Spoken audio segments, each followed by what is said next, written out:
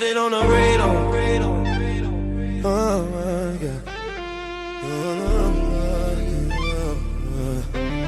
God. Time for power streamers. Racing to another time. Chrono movers are online.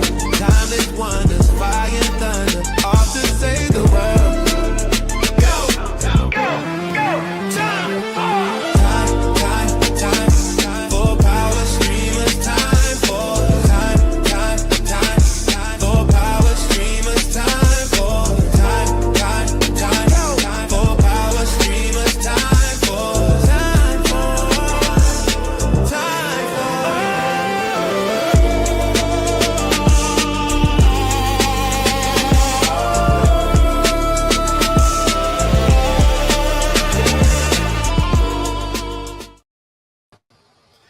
Man, what is up? What is up, y'all? Come on, man. We got Mr. He said in the building. Time Force is in the building. Let's go. Let's go. Time Salute. Force is in the building, man. What's up, man? How you feeling today? Everything's good, man. How you doing? Man, doing pretty good, man. Glad to have you, man. We want to have you over here for a conversation, but I think today is a really good time to have it. I've been having Brother C on my mind for probably about the last month, man. So I'm gonna bring my guy up here, man, so we can see his grin, man. So rest in peace, bro. C, man. Much love to you, man. And he created a tradition that I was fond of, just having a conversation with people. You know, he could control the mic on his own. He's much like you. I could get up here, I could talk 5 hours straight if I needed to, but I don't necessarily want to. So I'm gonna drop the link for y'all, and he would drop it for everybody. Anybody can come up. Anybody can talk. Anybody can get it, man. So shout out to Bro C and the conversations he would have, man. Much love to him and his family. Definitely miss him in the space. Miss the conversations, miss the laughs. Yep. Yeah. Just the being able to coexist, man. I think that was operative and inspirational. Like we all were, new to the space and trying to create content and put our best foot forward. And even if we didn't see eye to eye on everything we were talking about, we still gave each other that space and that opportunity to build. You know what I mean? Whether we building up, whether we building sideways, whether we, as long as we building, I think that was the most important thing. And Brother C was definitely about that, and always, willing to listen to, outside parties and different perspectives. So shout out to him. He definitely stands out to me as a content creator. Man, thanks, Yellow Man. I had to do a little something. Man. Once I realized we was doing Time Force, man, because y'all saw the thumbnail. Excuse me, the thumbnail has 1986 on. I was like, you know what? This is a Time Force operation. Del Monte Green Beans coming through on your channel. Hello, good to see you. I don't know if it's me blinking out. Let me see. Nah, that was me. My bad. I dropped. Nah, you good. On my keyboard. But, yo, what up, Yella? Salute, man. Yeah, Del Monte Green Beans in there. Red lipstick vibes on your side. Hello. Popping. Hey, sis. So, dope intro, man. What was that? What was the inspiration for that? It was like I said on the thumbnail. I think you were blinking out when I said it. On the thumbnail, once I realized this video that I pulled was from 1986, and then I kept doing research. The more research I went into, the further back I went. I went as far back as the 60s, and I realized like this is a Time Force operation.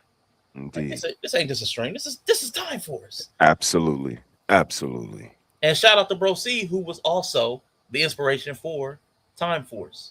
It was the Would You Kill Baby Hitler? Come on now. Yeah, and that's where Mr. He said, myself, and I think even Yella decided to sign up for Time Force. Come on now. We'll go back and right the wrongs that nobody else is willing to do. Visionaries. Shout out to OG Patrice in the building. One of the Let's Talk Better Black Life. Hey, OG hosts. Patrice. OG Salute. Patrice. Brother Clarence. Rico, man. So yeah, I've been missing my guy, man. I've been missing him tough for about a month, but I didn't know what to do. So there was a conversation I had in my notes. I wanted to have it, and I was like, you know what? Today we're gonna have the conversation, and like he would, me and Mr. He said gonna talk for a bit. Mr. He said it'll be like my bolo. We're gonna Let's talk for go. about an hour or so, and then we're gonna drop the link.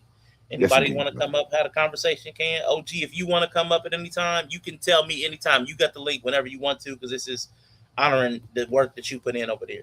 So you can come up at any time if you want it.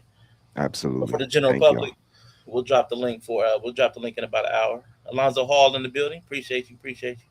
I mean, and that's when authenticity was, it's kind of like rap now that I look at it. Like being original was important to us. Again, we didn't have to agree on everything, and it wasn't this utopia, but it was a organicness to it. Everybody was trying to grab some information, bring it to the people, put their spin on it, and now it just seems like, I'm giving you all this information, but it ain't me, and this ain't necessarily how I feel, and I don't necessarily share the views of the host, and that's the difference for me. It seems a little more generic versus when we were all just trying to actually create content. You know what I mean? Yes, sir.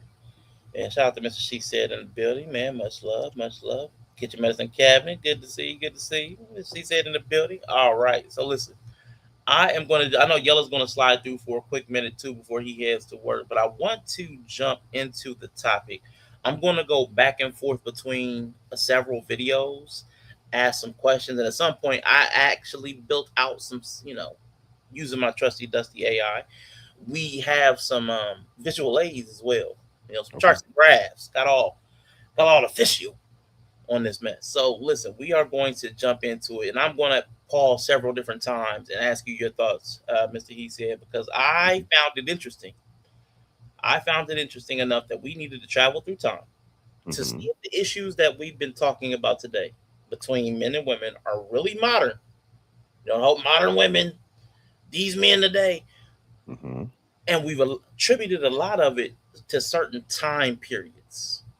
And I think these attitudes predate even the crack epidemic and the crime bill. That's what my research is telling me, and I want to demonstrate to you. See if you can come. If you feel the way I feel, if you see it the way I do, see if we need Okay. to jump in. I like it. All right. So we are going to start with the first minute of this. Boom. If there is a video, if you are under the sound of my voice and you see me playing a video and you'd like to see the full thing, because I'm going to be chopping and screwing it like a DJ, let me know. I will drop the link in the description, or not the link in the description. I'll drop it in the chat, and then you can, watch it at your convenience. Because I will be going back and forth between several videos on several different platforms. So bear with me as we move. All right. So this is 1986 special report, The Vanishing Black Family. So this is where we're going to start. Mhm. Power up the time van, 1986. Time Force Unite. Raise your hand if you're married. None of you are married. Raise your hand if you would like to be married to your baby's father. One. Lord Jesus. Just one. One. You remember building the documentary? Yeah, okay. I might have missed that one. Yeah, this was crazy. One out of that whole group, all of them got kids. Uno. There's just one. How does that strike you? Because to hear it told today, this is a new thing that men are desired. The baby mama epidemic, blah, blah, all the different narratives that we've been hearing, like you talk, the talking points, the talking points that we've been hearing. A lot of it has been attributed to being a new thing. This is not the way people really are. That's not how people feel. Let me see, what is it? The black man walked away from the home. Mm-hmm. It wasn't that he wasn't wanted. He wasn't wanted. I mean, he was wanted. He just walked away from it. But you're seeing right here, these are young women. Mm-hmm. These are not old, embittered, battered, abused fences, Viola Davis women. These are young women, probably between 16 and 20, and they don't want to get married either. Mm-hmm. Again, this is 1986. Claire Huxtable was running around. That was on the TV. Hillman, different world. Shout out to Mr. He Said. So, why do you think the narrative? What up, Bo? Good to see you, Bo. Why do you think the narrative is that this is new? Because I believe it's coming from younger people, so they might not have a certain frame of reference or care to do the knowledge on the history. So they're just kind of jumping in from their point of insertion into this timeline, and then just using their, frame of reference based on when they entered the story. And like you see, and like you say, this has been going on. So it's more of a mindset and a lack of celebration, in my opinion. If the men and the fathers were a little more celebrated, a little more considered, I think people would want them. When I say people, I mean these young ladies like her in the video, not having the celebration of men, or, maybe men not being shit in her circle, or no women speaking up in regards to men for what they have to go through, and things of that nature, kind of creates this to where they're not valuable. Valuable equals not needed. Not needed equals, the video that we see. Because it shocked me that only one raised her hand, and she's embarrassed to have raised her hand. Look, she turned around. She got to She got to hide herself to say, "Yeah, I want to get married." Shame. Yeah, Shame. people. Painful feeling. But no, and that's the group think that we all talk about. Again, I said everybody's been right since the first time. Like, they're very easily influenced. And even when you have an ideology, a mindset, a feeling, a concrete notation of, you still feel shame for your aspirations and wants, because the other 4 girls on the line don't share your ideology or mindset. And it's that lack of confidence, that easy to be swayed. That's what's dangerous in any human, that you can just be swayed or have this, questioning yourself. It's very dangerous, in my opinion. Nah, that's super facts. I agree with you. Of you who don't plan to get married, why don't you plan to get married? I'd like to know that. You already have your child to think about, and then a whole family to care for. It's a lot of responsibility, and then you don't want to. So you already got the kid to think about. Mm-hmm. But then the shift is the word language, the word magic is, but to have a whole family, that's too much. Now the whole family, because you're already talking about the kid, you've already included the kid. Correct. So the whole family must mean the man. That is correct. That is correct. So that's where the line is drawn in the sand. That's a bridge too far. I got to think about this man. That is correct. Wow. That is correct. And again, she's referring to the simple man, the, not an intellectual thinker. There's another type of man that requires you to teach his kids and feed him healthy and care about the foresight and the future of our family. And that requires selflessness. That requires foresight, insight, hindsight. And they're not willing to do those things, especially for the person who put a baby inside them. It seems like they're the first person they don't want to do these things for. Yeah. And that's what's so crazy to me, is that, like, that's the person who's fathered your child, and you have the most disdain, the most adversity, the most energy when it comes to going against him. And that's crazy work to me, because if we work together, it would be so much easier. Yeah. And just imagine, y'all, we've heard this stuff like, nah, I don't want another kid. Like, having a man's like having another kid. This is 40 years ago. The attitude has been there. It's been present for at least 40 years. We're at 1986 now. And we're seeing the same type of attitude and mentality towards having kids and marriage then. I keep hearing, for the last 5 years we've been on the internet having these conversations, I keep hearing that this stuff is new after the breakdown of the church. Church was still in full swing in the 1980s. I remember people still getting shamed in church for having a child out of wedlock. So it may not have been pervasive. And listen, y'all, I'm about to drop the link for OG Patrice. I'm going to drop the link for anybody in about an hour or so. But if OG wants to come up, go ahead and hit this link real quick. Give me a second. Drop the link for OG. Salute to OG Patrice. Yes. Thank you. Thank y'all for providing that space. Absolutely. Again, it was an inspiration, like, to see. And that's why, I started to kind of see a recipe. Like, we we can say we want different mindsets to come in and you know, we don't mind entertaining people with different ideologies to have conversations. But I really started to examine the channels and everybody had like a big three. Like it was OG Patrice, it was Brother C, it was Rico. Yeah. Then they would, you know, build on. Then it was me, Sis, Nikki. Then we would build. It's you, Arshawn, Bree. Then y'all would build. And if you look further, everybody has a trio. We all have a core. Like we A alikes, we B alike, and we C alike. Not to say we are a cult, but at the baseline, at the base, we have a certain ideology that we share. Maybe goals, maybe family mindset, like, but it's something at the core that we share an agreement with, and then we build on top of that. And again, that's, you know, what I started to see, that everybody had a big three, man, and I knew we were headed in the right path because of, again, you know, you, Brother Clarence, like Sis, like certain content creators, like we pull from, because that's what creation is about. It's about inspiring other creation. So when we take the time to talk about somebody or take 4 hours to drag them in a family and docs and pull up, but we don't take 15 minutes to say, I like what you do over there in regards to this or regards to that.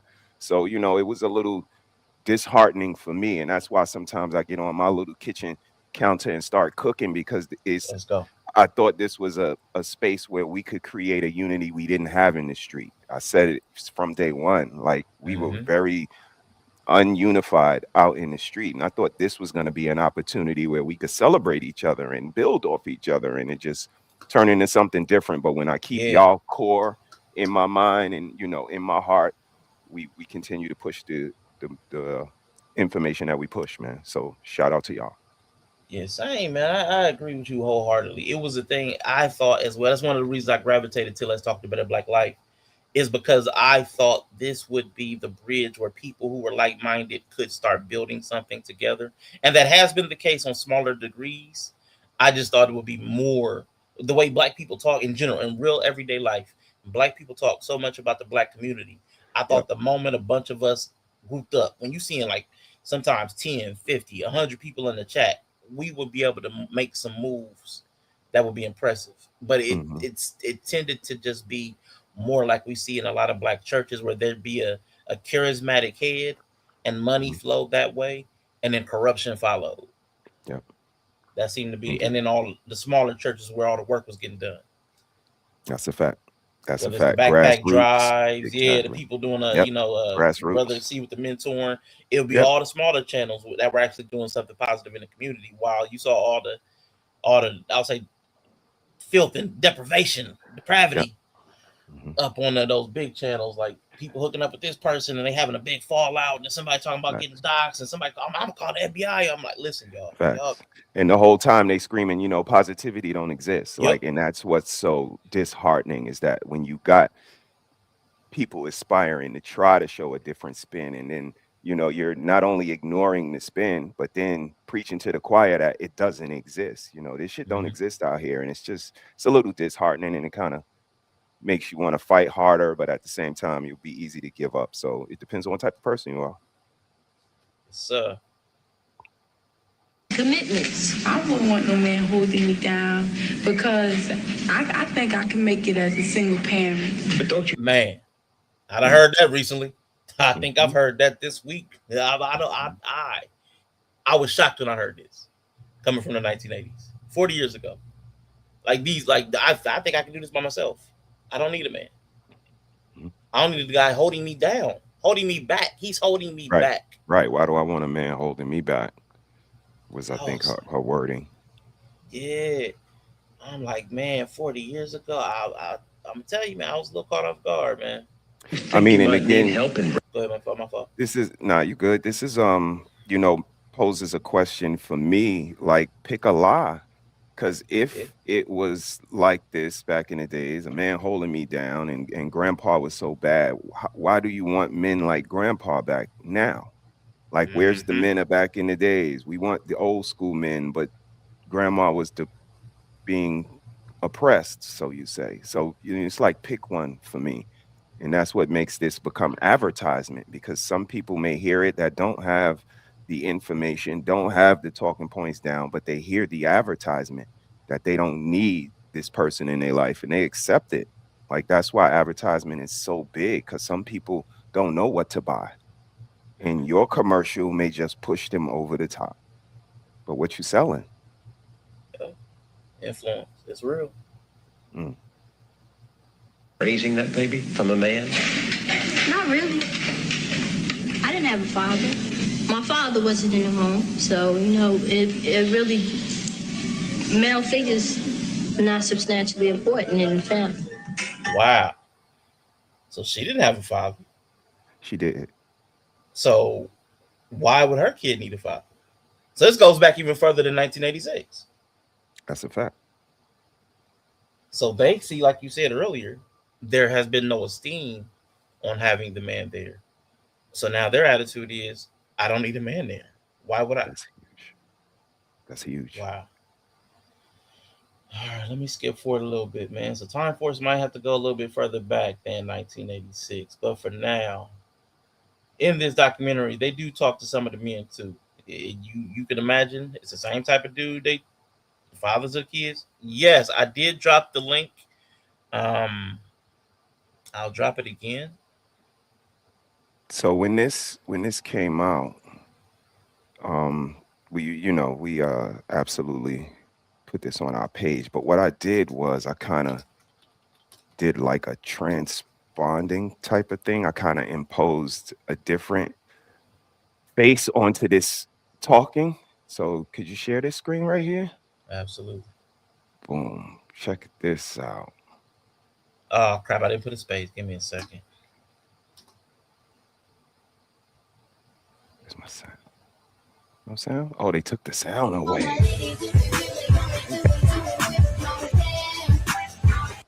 I think they took the sound away. Oh, they done got struck. Because I just took the same, that same beginning of that video. So none of you are married. So none of you want to be with the father of your children. And look, this is 2020, maybe 4 or 3 or whatever. Mr. Let Go put this up, how single mothers actually start. And this is, I think, one of the rappers just at the award show telling the girl, I don't need no father. Like, I want to have a baby. I think this is my time. And she's like, girl, who's the father? She like, ain't no father. I just want to have a baby. Like, yeah. And it's like I said, it's a mindset. This shit has carried on for years, and it's because nobody says anything good about a man. But on the other side of that, we don't require them to. If they don't say something good about you, you'll be like, well, or just sitting in your chair, quiet like grandpa. Don't have no drizzle in you because they call you spicy. Like, if you don't tell them, like, you see this shirt I put on, you crazy? Like, I take time to curate too. I have a vision for this family too. And when we fall silent, when we make them think that they're greater than us by putting them on pedestals or telling mama that her food was good and telling mama that her hair is nice, but we don't tell daddy shit. And mommy don't even tell you to tell daddy shit. So daddy can say, tell mama her hair look nice. Tell mama her dress is pretty. Tell mama her food was good. Tell mama how beautiful the house looked. Tell mama you love her. And she don't even say, well, tell your father something. She go, yeah, tell me, motherfucker. Tell me more. And that's the difference. Like, I picked a woman that would be like, yo, whoa. Now, thank your father for the lights and the gas. And like, it gotta be a certain symmetry and reciprocation. And you can't be called gay for asking for it. OG, I'm dropping the link. I mean, the link is in the chat. I don't know what I can do. I'm dropping the link. I've dropped it 3 different times. I have no idea what else I can do. I don't know if I have your email. Let me see if I have your email. I could try to drop it over in my chat and see if you can maybe grab it from over there. So let me go to you real quick. Copy this link.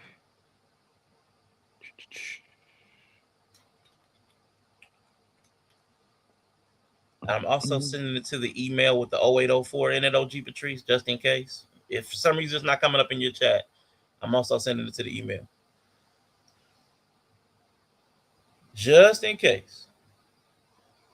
Just in case.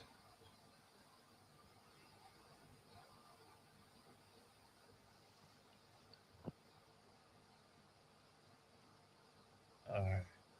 So this was the next segment of this video before I move on to something else. The Gmail account, yes. Let me see.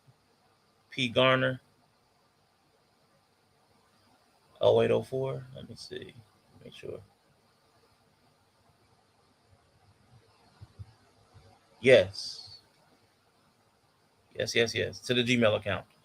Just in case, for whatever, I'm not sure why it's not coming up in the chat, but in case I'm not sure why, but that's direct through the Gmail. So hopefully that'll work. Let me know if that link does not work for any reason, because I copied it directly out of this studio, so it should bring you right into here. But please let me know if there's any issue with that. All right.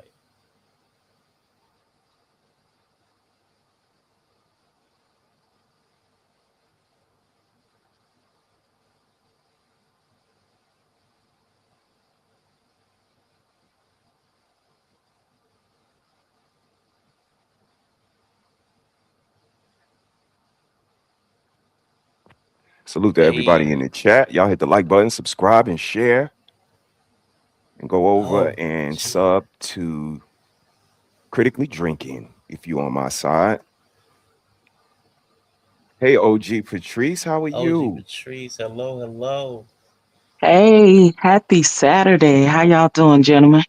Happy Saturday. So good to hear your voice. It feels like it's been so long. Oh, that just warmed my heart. I know. I was just getting ready to say that too. It's so good to hear you guys' voice. And I just want to say thank you both for acknowledging Bro C and acknowledging the impact that he had on you, in this space and hopefully in your lives as well, with the things that he brought to the table with his channel and what he was trying to do in the YouTube community and in Black families in general, just to kind of bring that kind of mindset back with mending relationships, the the gender wars and the family structure and the family dynamic, that we constantly talked about and had those conversations on his platform. So I appreciate you guys for that. Thank y'all so much for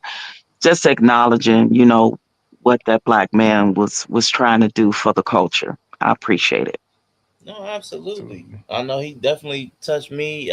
We had fun at each other's expense, but we taught each other things, and I would say I definitely grew from knowing him and listening to you, Rico, and him exchange ideas and go back and forth. So I enjoyed what you guys put together, and miss him terribly. I do miss the guy. I really grew really fond of Brother C, and Indeed. You don't really think about the people from the internet space as the same way you do with people from your real life, but once they're gone, you feel it the same. Even if you may not have never shook hands with them, you may have never hugged them, but once their presence is absent, you feel the void. That's a fact. Absolutely. And I can tell, with the conversation you guys are having, that you felt the impact. And just imagine, even with myself, having to have met him, had the honor and pleasure to have met him, shook his hand, hugged him, you know what I mean? And knowing that this was someone that I had been on a platform with for so many years, and then meeting him in person. So his passing hit me real hard and different. It was just like I lost a brother, because we would have conversations outside of YouTube. You know what I mean? So we built this sister brother dynamic relationship, and just from growing and knowing and meeting a person on YouTube, never imagining in all these different walks of life you could meet somebody that can touch your life. So so much. So I miss him so dearly. I still think about him a lot. I still cry sometimes. Mm-hmm. I'm serious. It's literally like I lost a brother because that's what he was to me. He was a good brother.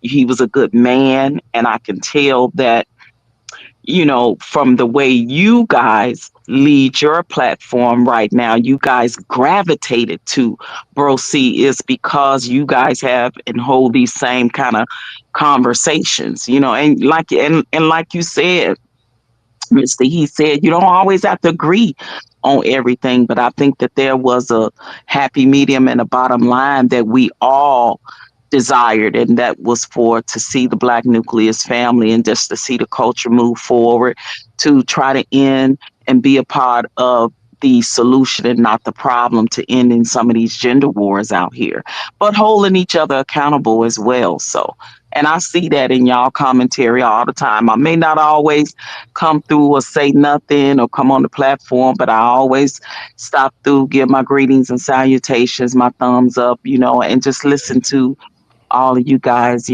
talk and have the conversation. So I'm very appreciative of you guys for that. Likewise. Definitely. You gonna hang Likewise. out with us for a bit, or were you just popping in to say hello? Oh yeah, I hang out for a minute because I remember when Bro C did this, Oh, he did it played this too. video. We had the conversation. So yeah, I definitely want to. I'll stay for a little bit and have the conversation with you guys. So really Perfect. quickly, since you jumping in now, when the young ladies are all sitting around and you hear that they did not want to get married, because again, just in the 5 or 6 years, I was only 7 in 1986, so I wasn't obviously a part of any of these conversations. Was completely Mm-hmm. unaware. But Mm-hmm. now that you're looking back and you're hearing these people say the same things that you're hearing people say now on the panels, online, on TikToks. I'm not looking for no man. I just want my kid. I don't need to get married. I don't need no man. I want to get your opinion, but I see your nephew that stepped in, so I know he want to say hey. What's good, Yeah. John? What's good? TT. Hey, what's up, Neff? What's up? What up, Della? What up, Mr. He said? Shout out to your brother Rashawn, man. So, like, I was echoing the same sentiment, man. It's good to hear OG Patrice one time for the one time. We see Mr. He said all the time, so he, you know what I'm saying. But yeah, for sure. What's good, John, man? Shout out to Bro C. You know what I'm saying? Definitely was a good brother. I appreciate that. What did he? I What just did he left the say? shot last week for the Thanksgiving, man. I got out of there in time because yes, that weather ain't no joke out there right now. Yeah, it's bad. It's bad for real. So I'm staying out of trouble. Staying out of I that know weather. that's right. Okay, so I want to piggyback on your question, Arshawn, and that just that little part excerpt of that video that was just shown in the conversation that these young ladies are having. I think because I was young, I was a young lady when this video came out, and I remember the pendulum starting to change with that generation, right? Mm-hmm. So when you look at past our parents, well, I know at least mine who come from the baby booming era of where, get the girl pregnant, you got to marry them, especially if you came from the South like my parents did, right? So, you go marry that girl, you get her pregnant. So my parents came from that era, right? And my parents instilled that in me, but the pendulum changed right within this generation right here. When you see these young ladies up here having these conversations, is because more than likely they come from broken homes, and that pendulum changed, that mindset changed with you don't have to have a man to raise the child. You don't have to be married to raise the child type of scenario. And this is the conversation you hear in these young ladies saying. You hear that young lady say, I didn't grow up with my father in the house, so I think that mindset was, probably instilled in them from their mother and passed down. Some of these things are generational. You know, it gets passed down. When you a young lady and you're in a household with women or raised by your mother or grandmothers or aunties, and you hear their conversations and they're saying things like, girl, you don't need a man, and girl, you don't have to get married, and girl, and because I heard them myself, you know, in certain conversations growing up, right? So I think that this is the mindset of when the pendulum changed for that generation of those young ladies that were having children and weren't married, and realizing in their mindset that they didn't need the man in the house or the household to be married to raise their child. They thought that it would be, another added on responsibility, something else harder to do. Or I don't know if it could have been a little bit of, you know, they wouldn't get along with the baby daddy at the time, or maybe they was broke up with the baby daddy. It could have been that as well. It's a lot of things that play a part, but I know for a fact, because I was like in my 20s during that time. So that just go to show you how old OG is, right? So Don't tell him, OG. doing that, and hey, listen, I'm proud to say, you know, I'm still here to tell the story, because a lot of them may, right? So I remember this era, and I remember myself being a teen mom. My son's father was in the service, and we were supposed to get married. Because again, like I told y'all, that was embedded in me from my mother. Okay, you pregnant, y'all together, but y'all need to get married. That's what was. So we had planned to get married and everything, right? And then he called me, and I think the pressure came from his mother. Y'all too young. Don't get married just because you have a baby. So he called me, and I got the phone call that broke my heart, because he told me he didn't want to get married. Wow. I got over that. But when I look back in retrospect, and we have a conversation now, because me and my son's father is very good friends. And I said, you know what? I said, you broke my heart, and I was mad and hurt then. I said, but I'm glad we didn't get married when we were that young, because he was 17. I was 16 when I had my son. So I say to him, I say, you know what? Yeah, because we had a whole lot of growing and maturing and living to do. I said, and I think if we would have married, we would have missed out so much in our lives. I said, so you know, I told him, I ain't mad at you anymore. Yeah, you broke my heart, but I'm not married anymore. I'm not mad at him anymore because we didn't get married. I think it was at that time, it hurt, but I think it ended up being the right decision, because I look at other older generations, like my parents that got married early too, because my mom got pregnant at 16 with by my father, who was 20 at the time, and they came from the South, you know, so that was forced upon them. And then we saw a lot of that baby boomer generation marriages was deteriorating. It was very abusive.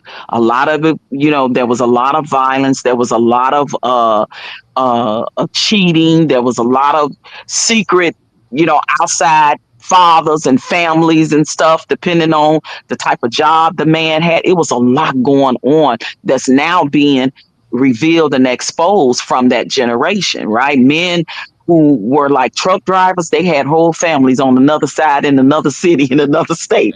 You know what I mean? So it was a lot going on. So I think that's when the pendulum started changing for that generation, when you hear it, that generation say and have that mentality of being single mothers. And I think that's why it's continuing, because it's continuing from generation to generation. Now they raising their kids and they have the same mentality, and so on and so on. So I just want to say that to kind of make it make sense. Absolutely. No, that was good insight, and you brought in your personal experience. So no, that was dope.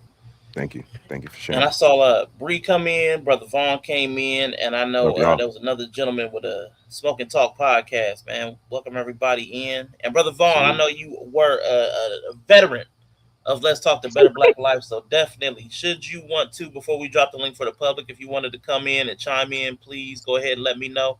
I will drop the link for you. Shout out to A-Team is in the building as well. Mm-hmm. Oh yeah, you know, I text the family to let them know, you know, that what you guys was doing over here, so that I'm glad they came over to, you know, to pay some respect. So salute to Brother Vaughn. Yeah, for sure. All right, y'all. Yella, I know you just popped in as well. Did you want to hop in real quick or hit some more on the video? No, we can get back into the video. All right, cool. I got about another like 10 seconds on this clip. Then I want to skip to something else. There's another video I'm gonna bring up. Uh-oh.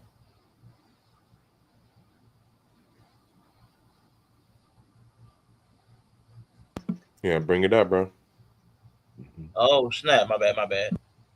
Thank you. That's a habit of mine to, try to keep the video to myself, man. Hide the good stuff. It's the lack of motivation. So it's not racism that I'm fighting right now. It's the lack of motivation. I'm not even talking about racism. Maybe later on we'll get back to that. But I think we are destroying ourselves. I thought that was an important point because that was my question. Because this wasn't KKK. This wasn't Rosewood, Greenwood, Tulsa. It wasn't any of that stuff. These were our own people saying, I don't want to have a family unit that includes the man. Now, of course, like everybody's spoken to, there's social influence. People having certain rhetoric or talking points that influence how other people think. There was the welfare rules that disincentivize having a man around because you get kicked off the rolls, and they did police that heavily. Of course, those are all a factor, but we can't say white supremacy was the sole architect of broken families. I don't believe so. Why were black families tighter during the literal era of slavery and Jim Crow than they are today? How do we survive the whip and the lash, but fell apart under the welfare state? Like, why was that such a ground? Like, why did that shift the ground underneath our feet? Let's start with OG Patrice, and I want to ask Yella and Mr. He said behind OG. What's your opinion? Yeah, because during slavery times, we was all we had. As a unit, all of our ancestors, those that come from, ancestors come from the transatlantic slave trade. All of those people were all they had. So we don't have this mentality anymore of we all we got. We don't. And the separation came in from the indoctrination, right? Yes. Does the government and white supremacy and things have something to do with the tear down of it? Absolutely, but it's not just all of them, because we bought into a lot of it, and we're still in a lot of it. You still see some of the indoctrinations now. That y'all was talking about it earlier in the Black church. You see some of the indoctrination of it in tradition, in the way, we raise our families, right? We see some of the disparities in colorism within our own community. We see a lot of the whole thing with the person that was the overseer on the slave plantation. We see a lot of that happening in our culture now. They just call gatekeepers now. That's the only difference, but it's a lot of those traditions. It's just a change of a shift in the name of what they named it and the way that they do it, but it's the same, right? And we have bought into that with the indoctrination and with the conditioning when it comes to that of how we treat each other now. So I think that whole separation of when they separated our ancestors on that plantation just became another form of separation right now in today's society as we see it as a whole, with gatekeepers, with the individualism that we're being taught. Now we're not taught we all we got. You know what I mean? That mentality. When they came over, they were all they had, but you also had within the culture like we have now that infiltrate, right? Our own people infiltrate into certain systems that cause, that cause confusion, that cause division, that cause, all of these things. So all of that plays a part in it. Am I blaming them totally? The government? Not totally, no, because yes, the government did give women that were no longer with their husband, that had children, aid for dependent children. And yes, they would keep telltales on them. The man can't be in the house, can't live in the house. If a man bought the woman something extra, you gotta hide it when the caseworker come out. Listen, I was a little girl when all of that. I went through all of that. I watched my mama go through it. I watched my aunts go through it and all of that before my mom finally got out of the system because my mom was a housewife. She didn't know nothing but being married and raised children ever since she was 16. So she come from that baby boomer era with her parents being the silent generation of, you the homemaker, the father is the provider, right? And that's how that's the household my mom came up. But once her and my dad separated and divorced, my mom was forced to get into the workforce. But for a while, she was on aid for dependent children. And I remember that was that era where if my dad bought us school clothes, we had to hide that shit. If my mom, worked a side job where she was paid cash under the table, because she did that too, we had to hide all that stuff when the caseworker came around. I remember all of that, right, growing up. Yeah. So all of that part was the government playing a part in that, and we fell into a part of that. But it was not just only the government, because men were walking away from families. They were leaving as well. So we can't put the blame on one said thing when there was a combination of all those things that played a part in the breakup of the nuclear family.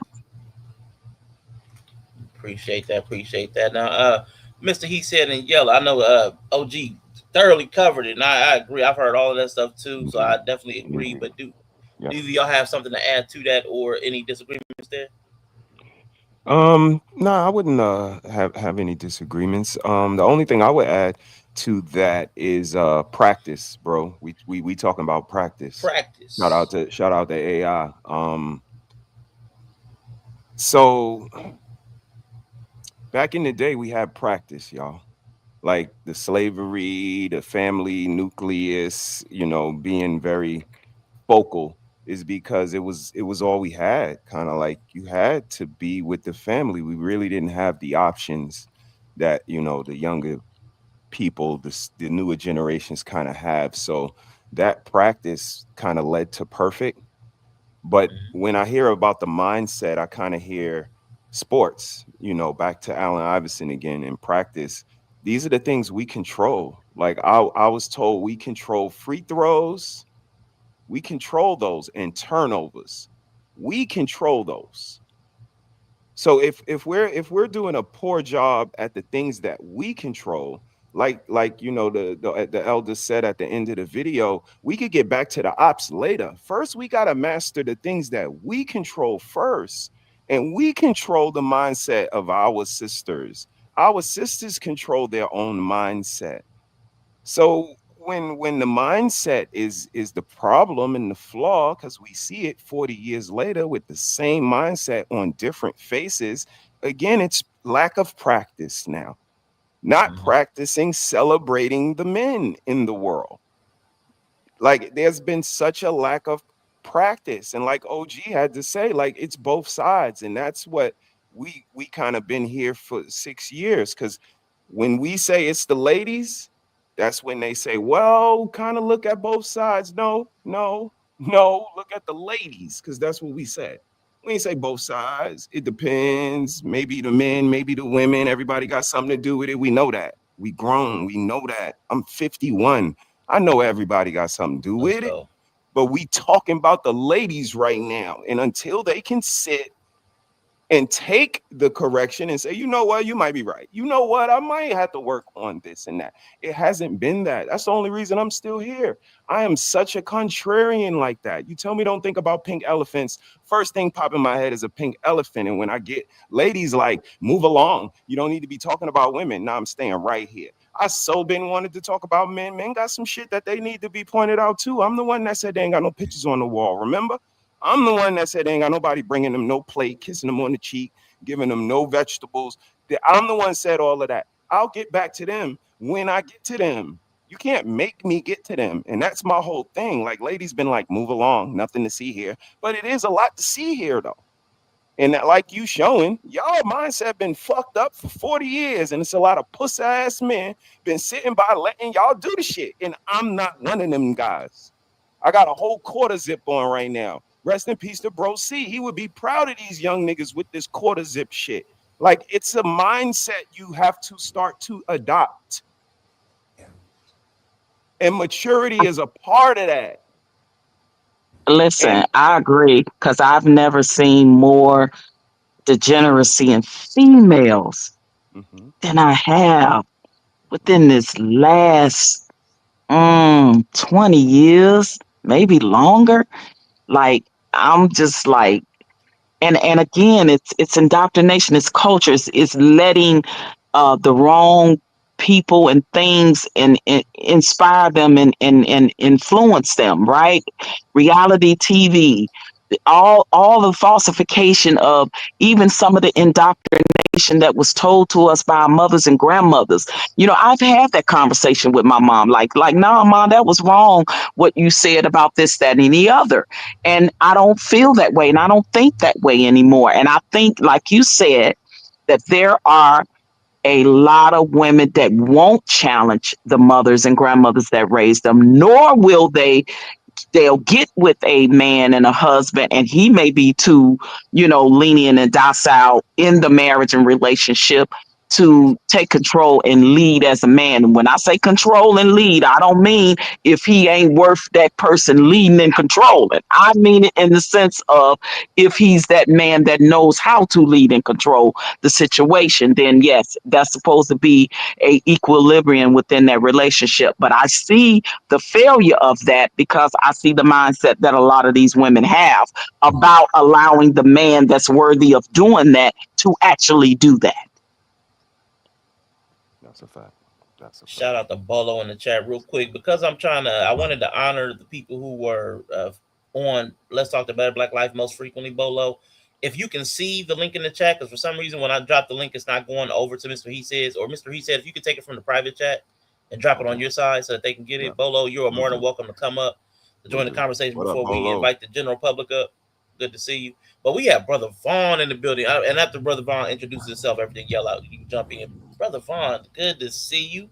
Welcome to the stage. Hey, Brother Vaughn. Hey, peace and blessings, everybody, man. I'm just, I got wind of what you all were doing and thought I'd stop by.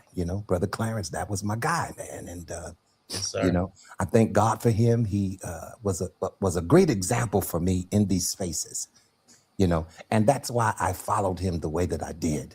You see what I'm saying? Actually, I found my voice through his channel, you see, because I never thought that I would be up here on YouTube, mentioning or talking about anything, And so now that, that has grew into me being a part of what Bolo is doing on his channel, And so now every Tuesday night, I'm ministering the word over there. And see, so God is good, man. This brother had a very good heart. You see what I'm saying? He had a heart for the people, and he had a heart for community, you see. Yes. And he wanted to see people come together, not be separate, excuse me, not be separated from each other, and that's what he stood for, and, he's definitely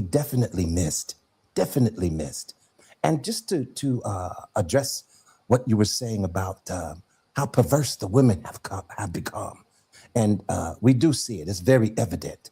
You see what I'm saying? Women are not as modest as they used to be. Now everything has to be on display.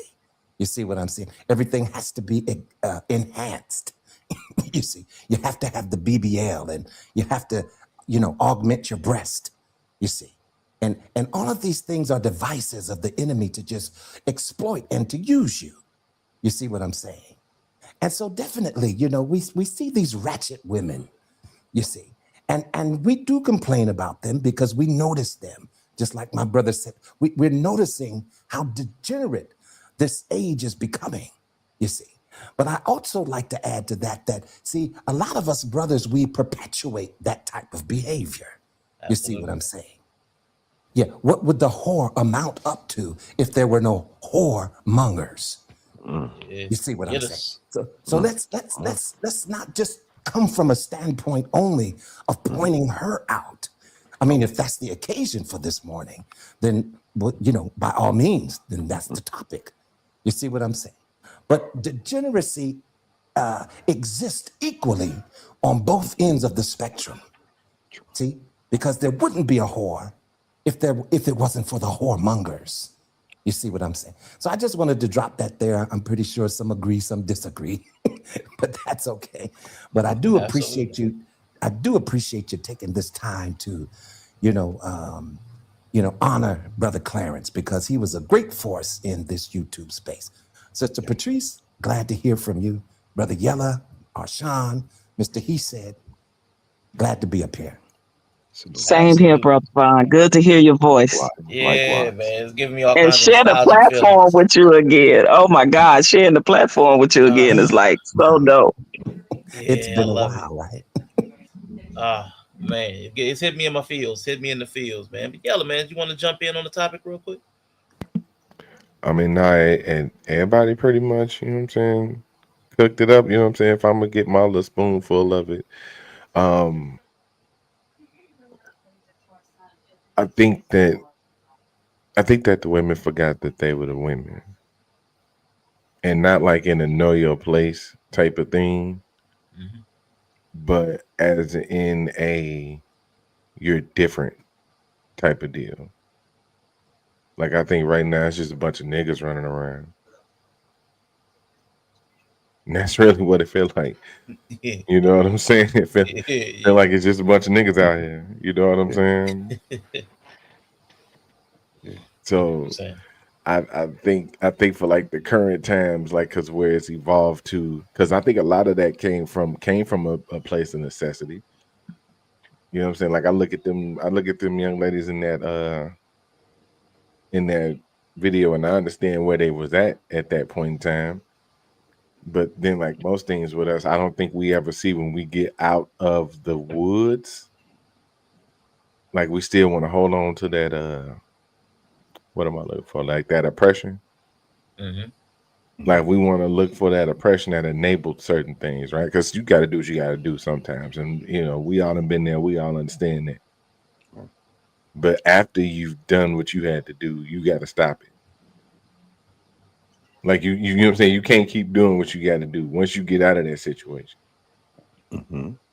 So yeah, I don't know. It just evolved into having to take people out of their survival mode, and it just feel like we're dealing with a bunch of niggas. I mean, I think about what you're saying, and I kind of put that with 1 is a mistake, 2 is a choice, and 3 is a pattern. So if one generation don't appreciate fathers, it's a mistake. But if it get passed down to the second generation and they don't appreciate fathers, now it's a choice. But then when we get to a third generation and they don't appreciate fathers, now it's a pattern.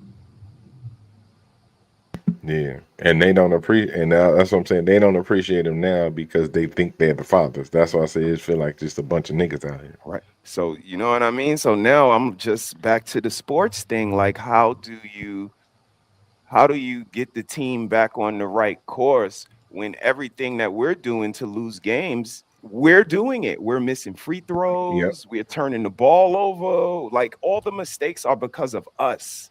The other team ain't better than us. They're not more talented. It's not the gym. It's us. We're shooting ourselves in the foot and then asking to run a race and thinking that we're going to win. It's impossible. Wow. Listen, that's interesting that you would say that. And when you mentioned shooting ourselves in the foot, can you give us an example of how we're doing that? By celebrating negativity.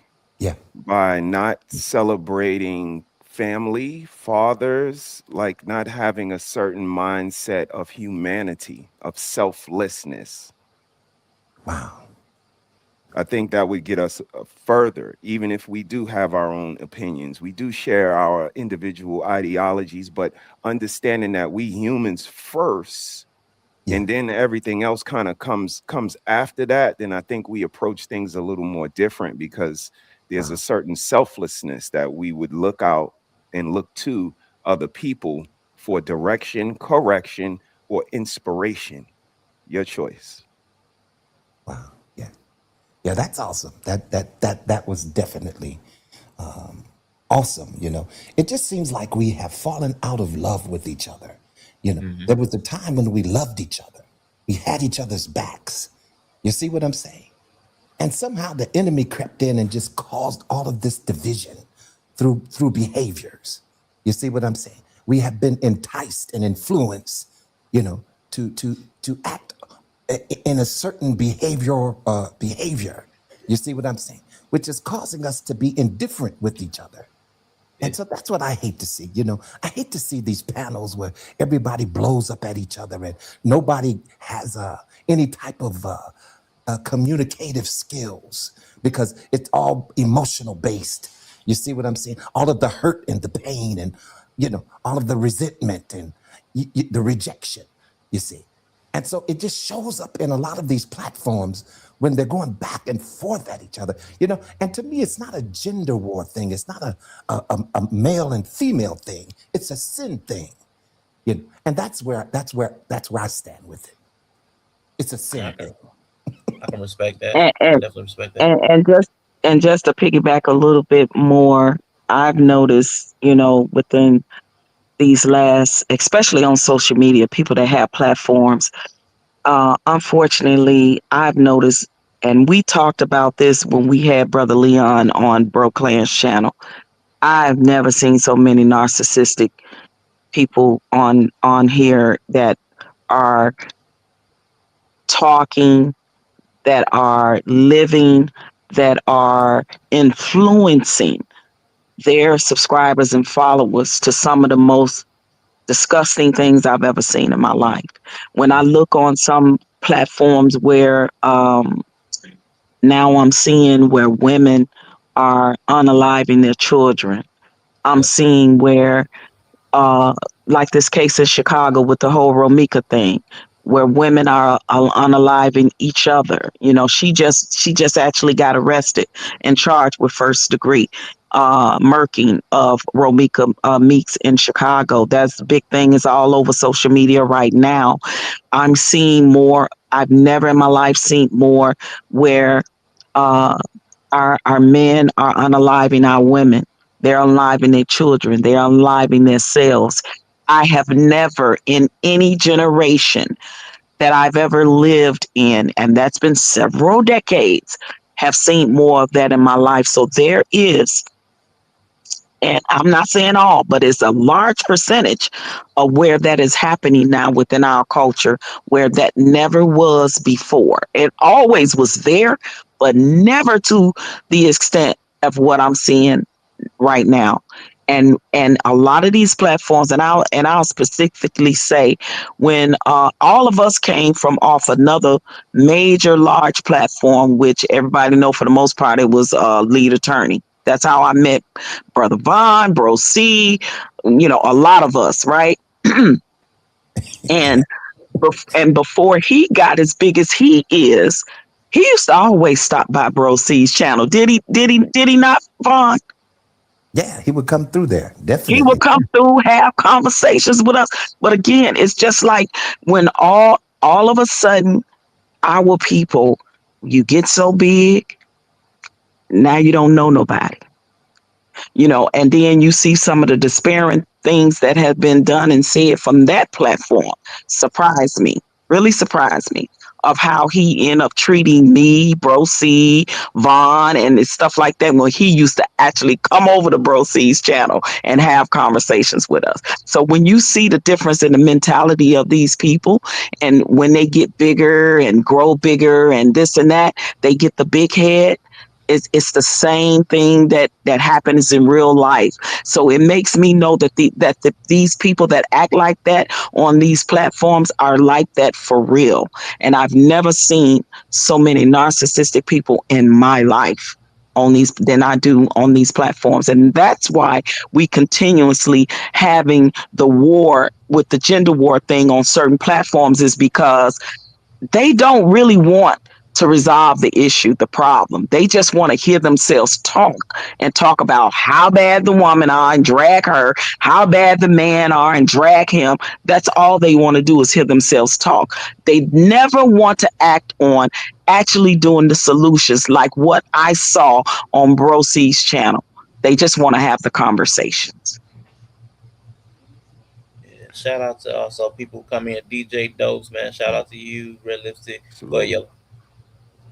No, I was just gonna say, I've always thought that's because actual solutions take away from the profit. You can't actually fix the problem, or the views go away. You know what I'm saying? You can't actually fix the problem, or the rage go away, which inspires the Patreon subscribers and the super chats and all that. So you can't actually take that away. Yeah. You know, because then that's what they're gonna talk about then. Right. You know what I mean? But that's kind of the disposition of most people with this stuff. I think it's they don't want to stop oppression. They want to be the new oppressor, or they want to reoppress. The new cult leader. Yeah. Yeah.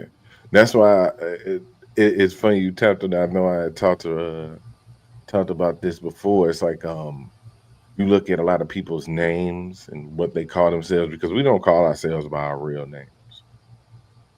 Like very few people know the real names of folks out here, but everybody is like King this or Queen that or Truth this, or like there's always these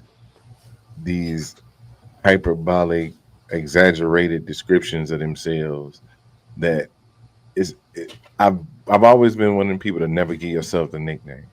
Self-proclamation. Yeah, you never give yourself a nickname. You know what I'm saying? So to hear these people come up with some of these names and you just be like, it's just you, Oos. Like how are you King? Just or this, or like how are you Queen this? Like how are you? Big fact. And I get it. It's like people. It's and then it's like this weird ass. It's this weird ass like fake leadership, right? It's this fake idea of leadership, because just because you have people who show up and talk shit in your function doesn't mean you have leadership.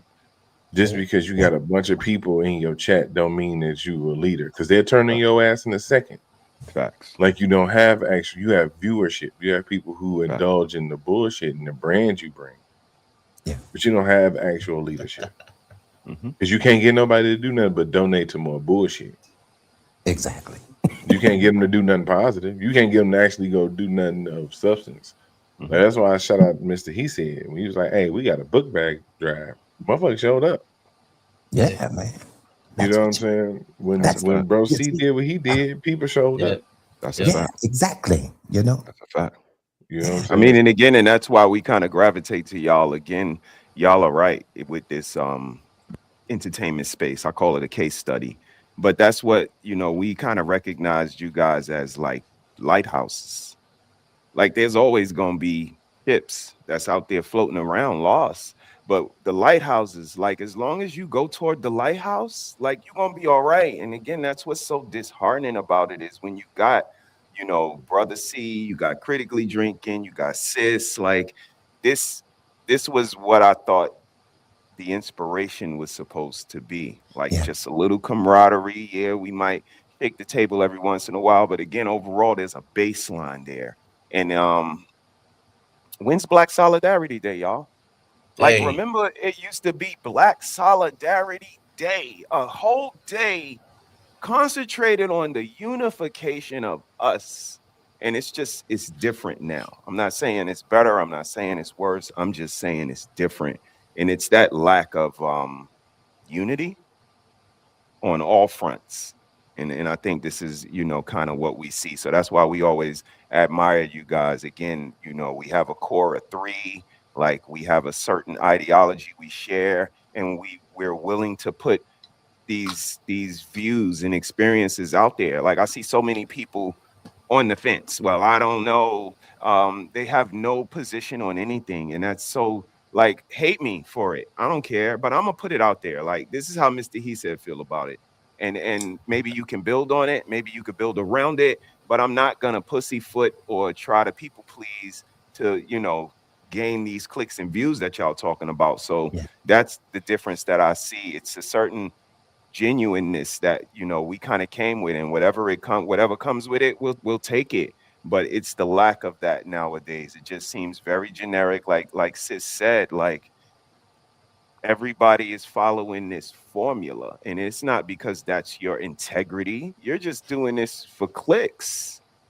And that's the difference. Like, integrity is going to be very important. And when we call ourselves like journalists, like I don't know if you know you are, but you're a journalist. You're presenting information and you're showing us where you got it from. Like, this requires bibliographies, and y'all know this stuff because y'all all say y'all graduated from college. And that's what gets me so mad, Arshawn, is this stuff was told to us year one in the seminar.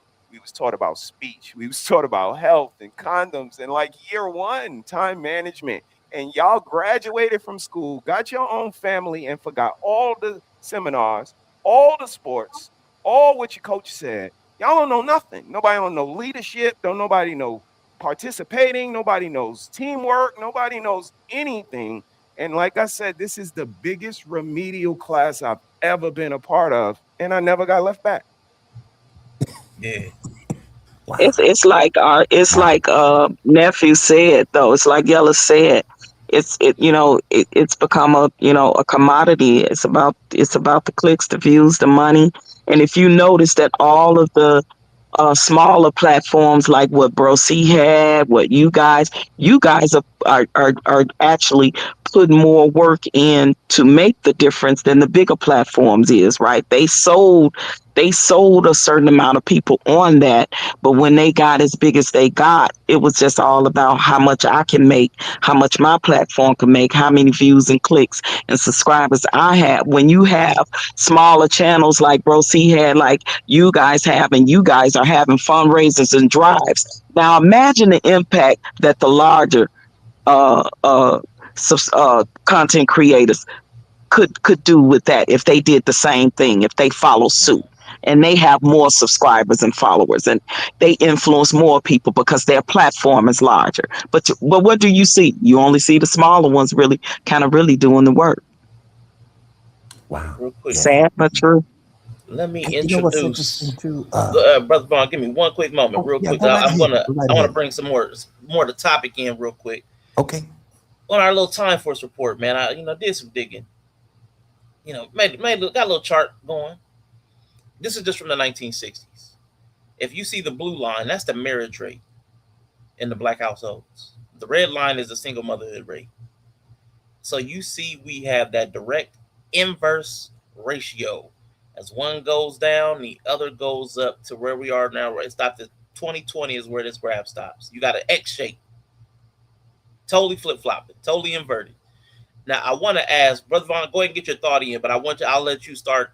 I want to know, what do you think is, with this being the case, with family and household, this discrepancy, what value set died or changed, was distorted to create this problem here? But jump in on your thought that you were getting ready to have, if you still have it, and then jump in on this. Okay. Wow. Yeah. Yeah, that chart is crazy, man. That's wild. And then the fact that it creates an X, it kind of shows us the direction that we're going in. Wow. And that's kind of crazy, But I did want to share this scripture concerning this great falling away that we see, not just in these spaces, but in the world that we live in. You see what I'm saying? And it says, "Enter ye in at the straight gate, for wide is the gate, and broad is the way that leadeth to destruction. And many there be which go in thereat. Because straight is the gate, and narrow is the way which leadeth unto life, and few there be that find it." You see, man, there's a broad road that leads to destruction. And many people are following that path. You see what I'm saying? You know, whatever's in, whatever the new fad is, you know, we have to be a part of everything that's going on, you see. And we don't take time to understand that, you know, what direction are we really going in? Oh, yeah. You know, you see, because there's a way, listen, there is a way that seems right to a man, but the end ends up with destruction. You see, that's why the scripture admonishes us not to lean to our own understanding. See, but acknowledge him in all of our ways, and then he can direct our path. The problem is we're not being directed by the one true God. We're not being directed by him. You see, we're following our own flesh, and we're not walking after the Spirit. And so, yes, definitely there's going to be a decline in marriage, and there's going to be, you know, a rise in single motherhood, right? Because nobody is taking accountability. That's the point. You see, if we can take accountability and see what the problem is and move from there, but we're spending a lot of time looking out of the window and not enough time looking in the mirror. Let a man examine himself. You see what I'm saying? Search my heart, oh God. If there's anything that's unclean on the inside, remove that thing so that I could have a life that's pleasing to you, you see. Mm-hmm. But I don't want to go too far off track, Brother Arshad. You know, I get a little passionate about. No, it's all right, man. We like the passion. And like I said, I haven't heard it in a while. So, you know, it's good to hear y'all's voices. And what are y'all saying? I mean, even if I don't agree, I want to hear it. You know what I'm saying? I want to hear it. But so when you look at this chart, would you say, or could you say, or like speak to this real quick? Because to me, when I see this, what I see is the divide and conquer. Like, as Black people are divided, the worse and I'm going to have I have a couple more videos to talk about the wealth gap, and we'll get to that. But what I see this is the success of divide and conquer. Like, that's what this chart says to me. But what do you think of that? And shout out to IG Green. I didn't greet you. Hello. I'm an atheist, so this doesn't apply to us. Okay. All right. Fair enough. But what do you think about that? Like the whole divide and conquer strategy. You know, we all used to cite the Willie Lynch letter. But for me, when I see this chart, when I see single parenthood and to this degree, well, you know, to me, that's divide and conquer. I would just say this, you know, as long as the enemy is allowed to divide, see, that's his tactic. That's his strategy. Because now, once he has caused division, he can conquer. You see what I'm saying? So I'll just address it that way. Okay. All right. OG Patrice, what do you think about that? When you see this chart, when you see the way the marriage rate is, and again, I'm not trying to suppose that marriage is the answer, but I do believe there's a mindset of togetherness that marriage is a part of that we've gotten stripped from. We've had that stripped out of us, and whatever the cause. No, Mrs. She said has dropped a couple reasons: the social programming, the programming in the home, the modeling. I think the music. There's a lot of chats. I didn't catch them all, but there are a lot of different reasons that stripped it out of us. Even like the rhetoric between each other. I don't need no man, girl. You don't need no man. Leave that, dump that, jump, all that good stuff. All that stuff has totaled us losing the esteem of togetherness. So what would you say, OG Patrice, when you're looking at something like this? And I wanted to get Brother Vaughn on the because he brought religion into it. And IG said that I'm an atheist. That doesn't apply to me. Outside of religion, how would that be verbalized? How would you speak to somebody who doesn't say, well, all that Jesus stuff, that whoop-de-woo, sky God, that don't apply to me? How would you speak to somebody who says, I reject religion? How could you vocalize the need for unity, togetherness, solidarity, family? How would you vocalize it to somebody who doesn't believe in the Bible and Christ? Right. And first of all, I want to say, just looking at the decline, you know, of the marriage and from that graph is very problematic, right? Especially within our culture, it is. As far as where if it don't apply, let it fly. And that goes with religion and anything else, because you have to decide for you and yours how how your view is about marriage, about family, about the nuclear family, if that's what you want, because we also know that that's not for everybody, right? Like Mhm. like marriage and family is not for everybody. Just like some people have children and they don't deserve them, they shouldn't have them, and that's just a fact. Wow. Because because a woman can make a baby doesn't mean have a baby doesn't mean she needs to be a mother. When there's no maternal instincts, and when you turn around and you're unaliving your child, that's problematic. I'm sorry, you don't need a child. When we have women and men that get married to each other and they say to death do us part, and they all about, a lot of them are all about in the church and God, and they believe religiously, but they going out and they lying and they cheating, and then they end up unaliving each other. But you wasn't honoring that in that moment, right? You wasn't honoring what the Bible said in that moment. You wasn't honoring what God says about not killing in that moment, but you end up doing that to the person that you was in a whole marriage with, had children with, laid down in the bed next to every day. But this is what you did to the person you claimed you loved, whether it worked out or not, right? So when I look at that graph, I say that all of those things is playing a part in the reason why there's the decline. There's the decline of marriage. There's the decline of, of these women, more of an uprise of the women want to be single women and not want the man for whatever reason. They not want the man. What was her name? That Ebony chick, she's gotten a MK certain Williams. age. Yeah, she's not married, but she wanted a child. And what she do? In vitro. We have to look at every individual case when it comes to marriage, family, religion, and all those things. Because I have never in my life seen more exposure and degeneracy of the Black church than I do right now. And y'all know I've talked about that before. Look at Yeah.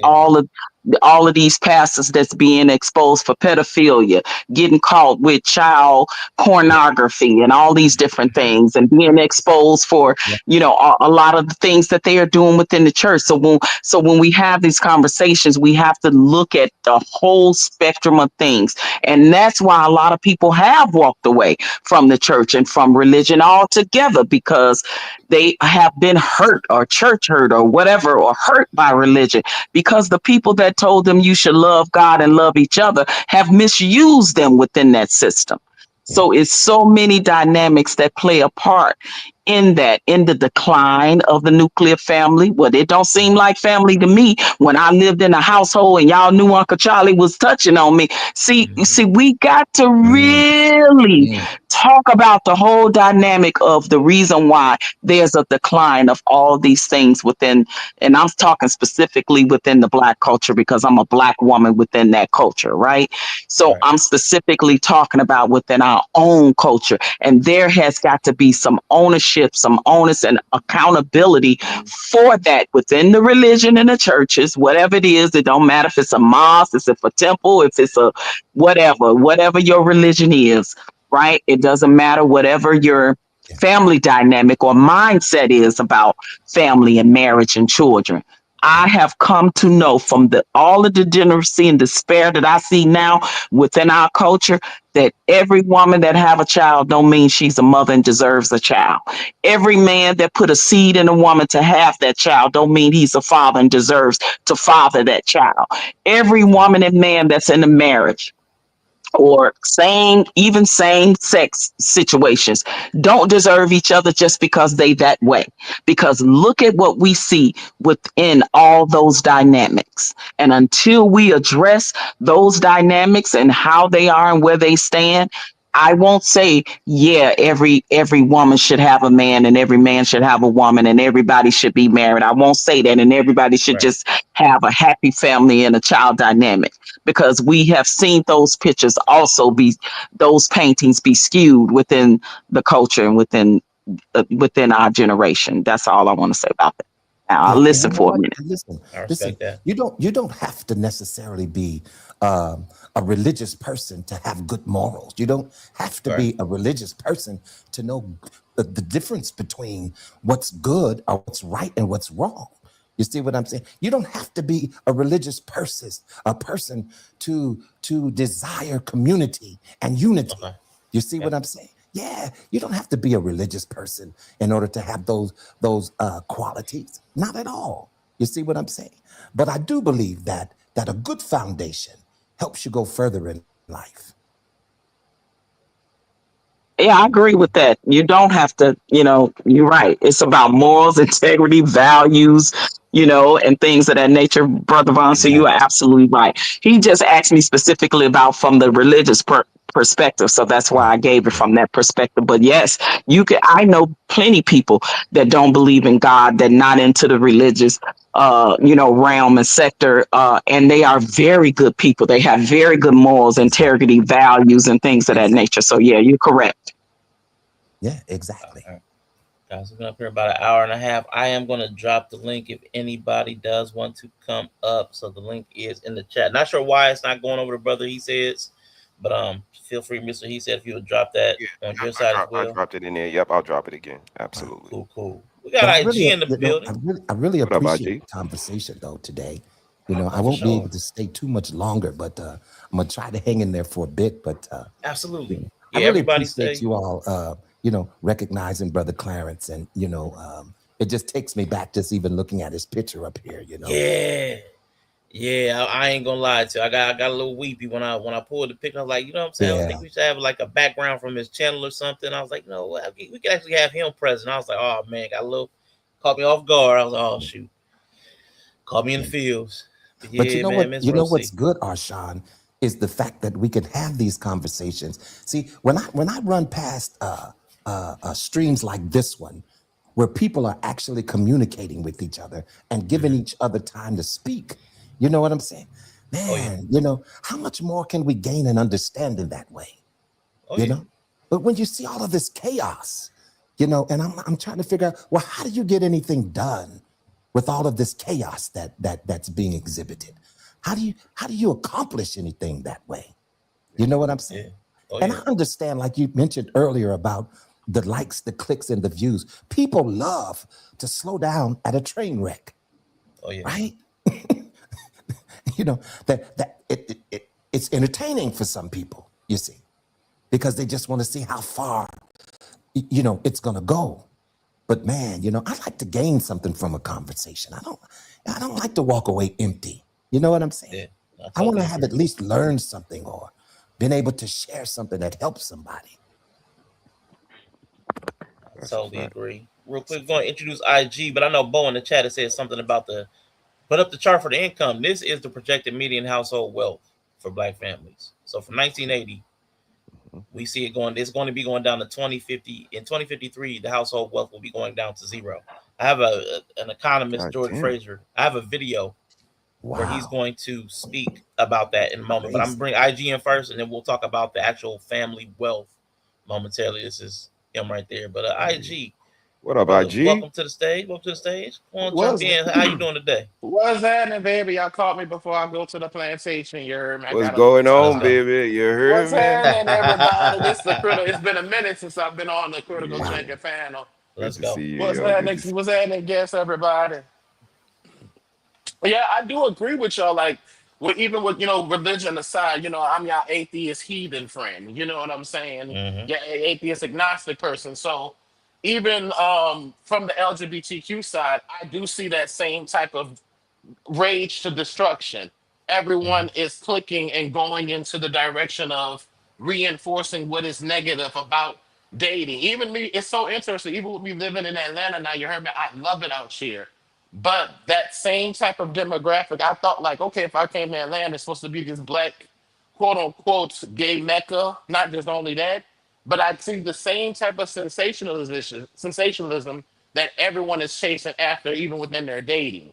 Everyone's looking for this certain type of archetype of something that they have been programmed to think. So even in the sense of in the LGBTQ sector, it's the same thing. That same type of moving away from relationship. But I will say this in defense, and not defense, but just difference. The difference is that same gender loving people, we weren't allowed to exist in relationship. You know what I'm saying? We was always only allowed to exist in having sex. So the reason why for our demographic looks different than heteronormal tips people is that that side of us. Because see, when we, let's say if we outside of us, we just holding hands with the same sex, everyone automatically thinks about how we're having sex. Like when I look at a man, when I look at a man and a woman, like I was watching X-Men the other day, and it was the episode with Beast and the X-Men 96. And when the it was that episode where he cured this girl's he cured this girl's blindness and he fell in love.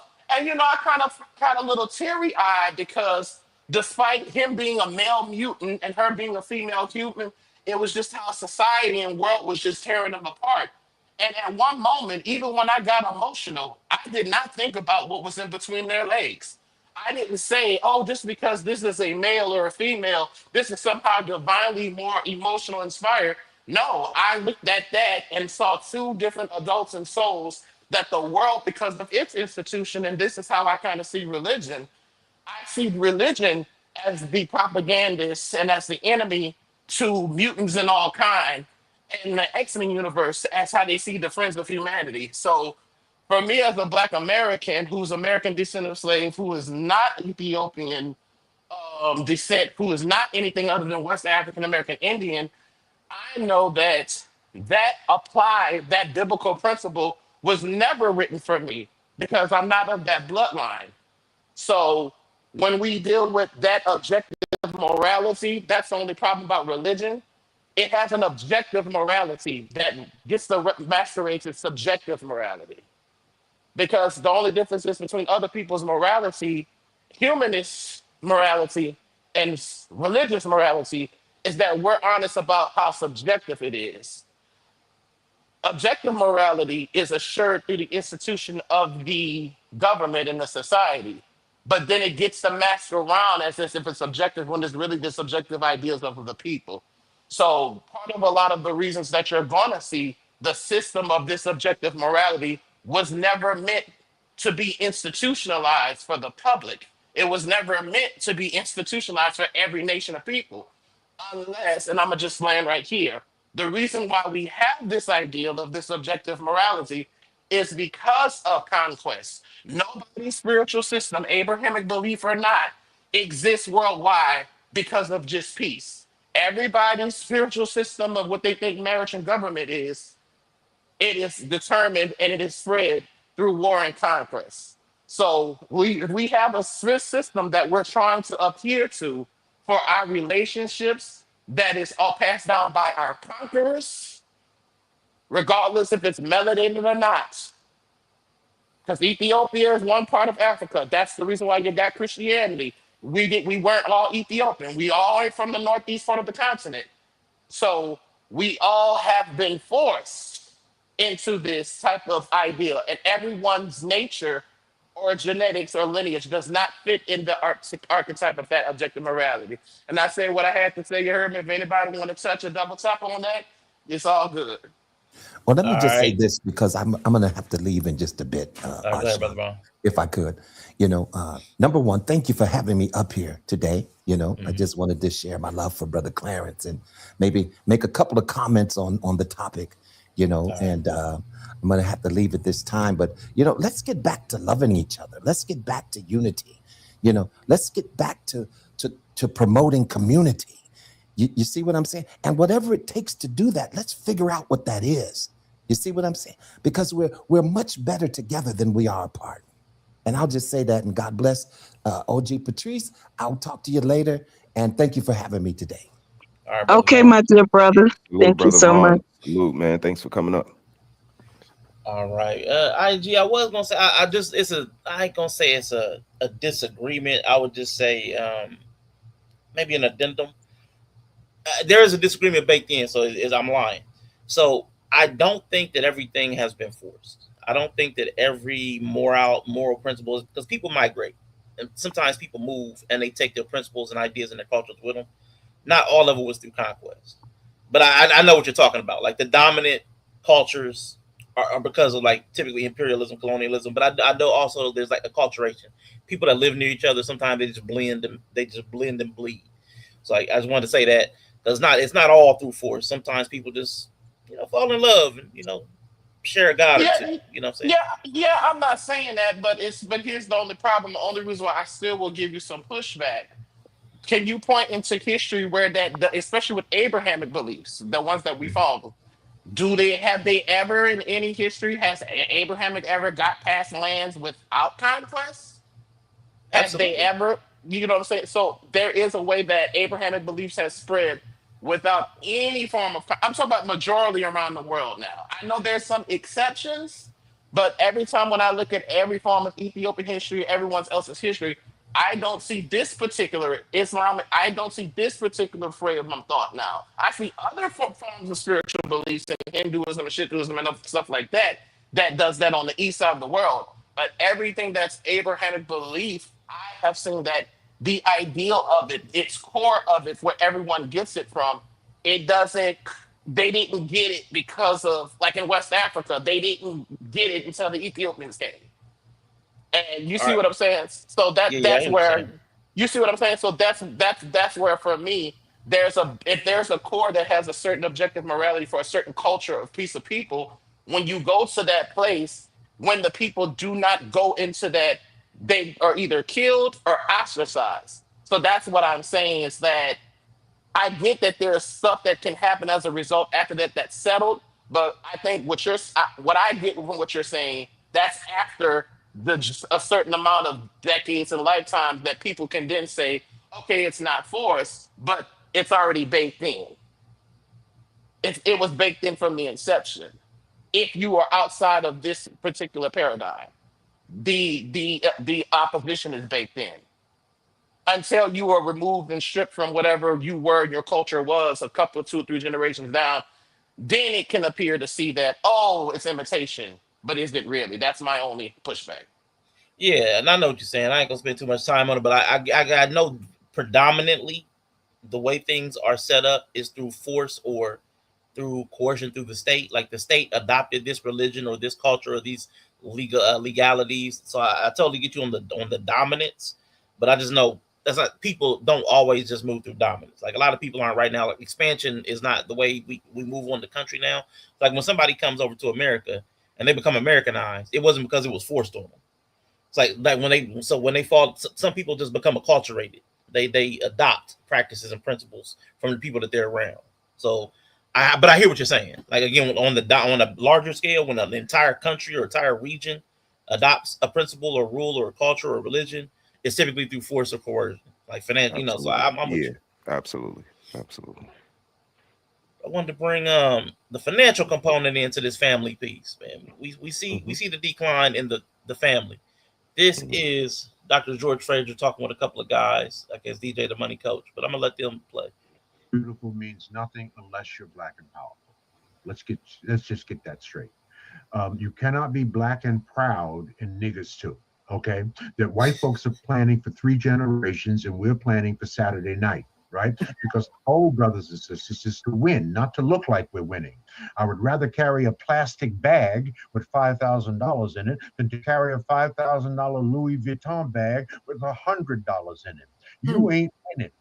Louis Vuitton is winning, Nike is winning, Gucci is winning, Armani is winning. You ain't winning. We are the consumption class. They are the merchant class. They make stuff, we buy stuff. It is interesting to me that the rich stay rich by pretending to be poor, and the poor stay poor by pretending to be rich. Right? We got the shit ass backwards. Nothing changes, and all the statistics tell us this. The Institute of Policy Studies, April 2017, the economic state of Black America said, and I give you the final quote from that 300-page study, which no Negro read, basically said that by 2053, 10 years after the majority becomes the minority, if nothing changes among African Americans, household median wealth will be zero. Zero. In effect, we will have worked our way into a second slavery. Try to operate in a market-based economy and a democratic capitalistic society without money. Let's see how that works for you. Oh Damn. man, It's on us. And ain't nobody fixing us but us. White people are not fixing black people. It's been 400 years and we ain't fixed. it ain't their job. People are not even thinking about black people. And I'm not hating on white people. I'm just telling them the truth. You know who white people are thinking about? They're thinking about white people. They're thinking about their wives, their children, their communities, their schools, their businesses, and your pockets. That's what they're thinking about. So again, just to show the chart of black median household wealth from 1980 to 2050, 2053. This is the wipeout. Of course, in 2008, there's a big dip, but it's been a gradual decline. And I would say that this probably mirrors the X of the family decline. Okay, so Arshawn, I missed some of it. So I'm looking at the chart, right? And that decline, what year did you say that was in? This is going from 1980 to 2050. Okay, that dip you said is dip. in what, 07, 08? Yep, right around the house, that house bubble, that bubble bursting in the household. The sector. crash. Yeah, the crash. That's when the crash happened around that time. And then it has been a steady decline at what percentage? I'm sorry, I'm on my phone. I'm looking and I don't have a can't percentage, but I don't have a Okay. percentage, but it's just like around the crash, it was around 2,000 the projected median household wealth for black people. By 2020, it was around 1,700. 2030, it's about 1,000. So it's going to be a precipitous decline until our household wealth has completely evaporated. Right. And I think a lot of that has to do with, I'm sorry, was anybody else talking before I come up here and just start talking? No. Go ahead, OT. Okay. You got it. I think a lot of that does have to do with the decline of marriage and the family structure, right? Because we know once mama or daddy leaves the family structure, you only got one income, right? And then, of course, the economy in and of itself, plays a part too, especially now the way, this current administration is running shit straight into the shithole that we headed for. So I think that has a lot to do with it as well. But definitely the family structure. We know that how many jobs and things have gotten cut within since COVID have gotten cut. It's been bad. Exactly. And people are steady losing their jobs. All these layoffs that just happened. I think with Amazon, over 30,000 employees and 10,000 of those were executive positions, because like my former ex-sister-in-law was one of the execs that lost her job, making $200,000 a year with Amazon. So when you look at the steady decline of jobs and the economy, absolutely plays a part. And then, like you're saying, like I said, with the depart of, separations and divorces within marriages is causing it. Now we back to just one income. It's not two incomes no more, holding it down together, when we realizing that actually this is a time when we actually need each other more than ever to bring that together. But we're not doing that, for whatever reason, we're not doing it. It's not working out within the Black nuclear family, because that guy was just specifically talking about the decline for our people and how we're, going to be to sub-zero within a certain amount of time, and how the other cultures, specifically the people that crossed over the Caucasus Mountains, is only looking out for them. And rightfully so. I can't even get mad at that. It's because we need to only look out for us within our culture, but we don't do that because our dollars go out to every other culture except our own. So that plays a part in the decline as well. If I can just, say that, No, for sure. Shout out to Chris Classic in the building. Hot bars here. Were you going to say something, Steve? Say, go ahead. Yeah, I got something. I just thought I heard a male voice just jump in. My bad. Shout out to the comments. Mugs hate the government yet choose their benefits over anything. Shout out to you, man. Correct. I agree. Shout out to you. Value. My answer is value, Arshawn. If I could check the correlation with the perception of these people with those charts, that you showed, I probably would see a decline in the perception of each other, of the men and the women. And I think that's where this goes. Again, we don't see each other as, you know, honorable mates and counterparts and husbands and wives and brothers and uncles and aunties, and we just don't do it. It's no unity. Like everything I hear you guys chiming on, we push the kids to be out the house at 18. So guess what? They gone. And yeah, the recession and all of that. And we don't have those 5 people no more, because you pushed them all away. And now they no contact like a motherfucker because you're just disagreeable. And it's no family. Like we're going through it right now. And not even going through it, but my daughter was working and she just lost her job. My wife works, you know, sporadically, like when it pleases her, because she's like, Chris Rock mama, my man got a job. I don't fucking need y'all. And I told baby girl, like, baby girl, don't worry about that. Like, I got this. But it's good to have capable adults in the house that's able to get up and get it popping when they need to. But if you don't, if you can't, if you don't want to, I got this, because that's my job anyway. But again, I'm the face of this team. And that's where, you know, like, I don't do cheap shit. You see me, Arshawn, I do low. And I don't do no just horses. I got a horse on today, but I do like polo for real. And I don't have no thrift store mindset. Yeah, I might grab a jewel from the thrift store. I know that you can look through and find some pieces, but no, a man can't have that mindset. I need quality shit in my life. Quality clothes, quality food, quality companionship. And that's why that drizzle comes into play. Because when you look at me and you see my shirt and my sweater match and my jacket match with the scarf and they all got the teddy bear on there, like that shit is serious with me. And you're not going to approach me like no sucker, because I'm not that. And that is why we don't push our kids out. My daughter now lives with a man and they about to build a family, but I got another daughter, 20. I got, you know, the one that's 12. And like, we don't push our people away. We got a whole village over here. And when you need us, we here for you. But if you want to go out there and be just another nigger in the world, because again, that's what I tell them, you my baby. But when you cross that threshold, oh, you outside.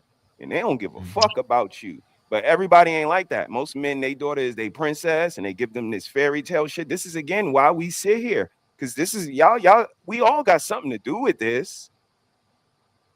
Mr. So, he said, yes, sis. I promise you I want to piggyback on what you just said, because you are so right when it comes to how we push our kids out at 18. I regret that, and I'm saying this as an older generation, but it came passed down for me because it happened to me when I was 18. I got pushed out the house, and I ended up doing it to my son. And I regret that. I regret that we have that mindset as a culture. And we know damn well at 18, most likely our kids are not ready to leave the household. You know what I mean? Because most of the time they still in college. You know, they don't have a steady income, and to push them out into the world and say, go get a job, go get your own place, go get out my house. That's one thing I do regret that. And I talked to my mom about it too. I says, we shouldn't do that to our children, because I don't know any other cultures that do it to their children like the way Black people do it to their children. We do kick them out. Like, you got to get the fuck out of here. You know what I mean? So you're right. That is one of the things that I regret, because when a time come for the family really need to be a family and pull together, like you said, your daughter that had lost her job or something. I know plenty families in other cultures whose kids are still within the households, or if they lose their job, they can come back home and start over and build or whatever. And their parents are not having the attitude that we have within our culture, because it's just like, get the F out. So that is one thing that, as a parent, that was instilled in me, that happened to me at 18 when I wasn't really ready. And we should stop forcing these type of things on the children when we know our children ain't ready. Just as like we know all our children ain't college material. Some just need to go get a trade And you know what I mean? Like, go take some classes, get a trade, get certified because you ain't college material. We need to come to a lot of realizations within our family dynamic and within our culture, especially when we're rearing children. Do not force them out to be prepared for something that they are not prepared to do. Our jobs as parents is to prepare them to be ready. And just because they 18 don't mean that they ready, because we let society say, oh, you grown at 18, so you got to get out. But you can't drink till you're 21, but you got to get out at 18. You know, all these, you can't join the service until you're 21, but you got to get out at 18. We allow, and that's exactly what I was talking about, indoctrination and all these different things that we allow society to have conditioned us to do to our own detriment to a certain extent. So I agree with that whole, kick them out at 18. Yeah, that I don't believe that that's the way Black culture needs to continue to rear and raise their children in a family household if they know that their child is not ready to go out into society and be a productive adult, tax-paying citizen of the United States of America and contribute to the way that they should. I would say, you mean I'm part of ADOS, and we've been speaking of this medium income wealth like 10 years ago, that if we do not do a complete not like redistribution and disaggregating the data between us as Black Americans, because see what that really what he's talking about when he's talking about that zero income wealth, that's from the line of those of us who descend from American slavery that come here. And because we fell into the trap of Reaganomics and respectability politics, the family unit itself was discarded, even from white America for us. They sold us Black excellence, Black business without the same type of government undergirding as they did all of the other Americans during the time of Jim Crow and etc. So for us, being in that position is not to any fault of our own per se. It's the way that, also, I will say this now, the previous generations, okay, like something about I gotta say it, the boomers of our generation failed us politically because damn it, IG, here we go. God. Yeah, they failed us politically. So you can't then be like, okay, well, because I hear this a lot. Why don't you go and get a house and go do this, sweetie? If you would have did your politics, if you would have did what you did in your state legislature to make sure that yes, housing and the interest rates were lower, yes, education was cheaper, yes, the trades were still in the schools. You didn't do that. You benefit from all of those things when the government was there for you. The government was more active in the boomers' life and undergirding than the next generation. So it's not even just Black Americans. This is true for all other Americans, that the boomer class of people dropped the ball on us for the next generations. So that median wealth for us now is going to be down to zero. So that's why I kind of wanted to say too that we failed politically, and they sold us celebrityism and sensationalism on top of that during the 90s. So instead of having electricians when the trades and everything was free in the 90s and stuff like that, I remember that when I was in high school, we were already driven. The media was allowed to, from the dominant society, to go ahead and promote us with that. So that's all I kind of, wanted to say to that is that No, that's it was, interesting. it was government and Reaganomics that we bought into, instead of like while we watching Fresh Prince of Bel-Air and all of that, white America's watching Roseanne. Because see, the Fresh Prince of Bel-Air is an anomaly. It's the exception. What we should have been doing is fighting to be representative, seen in the same working class, medium wealth income as everyone else. But they didn't do that because we fell into economics and respectability politics. So anybody want to jump on that, you feel me? But that's not my opinion. That's what happened in U.S. history with politics. That's why we are not in the same wealth category as No, I'm all not. the other people that's here. I'm not mad at it. I won't push back on any of that. I do have a question though.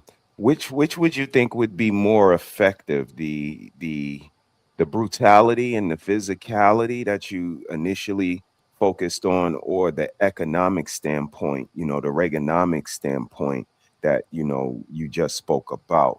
Which one do you think is more effective and has been more effective on us as people? I would say both, but I would definitely, because you can't have one with the other when you're talking about Black Americans. Because when we did do all the different things throughout the Rosewoods, the Tulsas, and everything, whites domestic terrorism, government sanctioned terrorism was allowed to come in, unlike no other people's history outside of Native Americans, of course, that were allowed to have that. So that's two things that's going on. Even after slavery, when they saw during Reconstruction and Jim Crow, when we were more together in that aspect, we were doing the economical thing. But then it took the actual white violence. Because it's kind of like, and I say this too, just like when y'all was speaking on putting the kids out early, let me tell you how we also heard our numbers. What happens a lot of times with same gender loving Black people, I'm not talking about everyone else. What happens is that we get told, and we're not part of the community, and we get told that we're put out. So then what you do now is you have caused Black gay men and women to leave the community, because see what you allow our straight brothers and sisters to have interracial couples. I'm not against interracial couples. I'm just making a point here. I'm saying is that we would allow and ingratiate anything that's not Black to be part of the community. But even when it was something as, okay, 2 Black men and 2 Black women, you didn't say you're not part of the community, get away. That's dollars, taxpayers, votes, everything that could be benefit our zoning for as Black people. So we do this to ourselves. And that's why I be so against, the religion and stuff like that, because I can see where it's divide and conquer. So even if you are a morally person, if you are working, if you never cause issue, we will put and ostracize someone from our community who is educated and who is willing to wait to get businesses. And that's why, so it's both.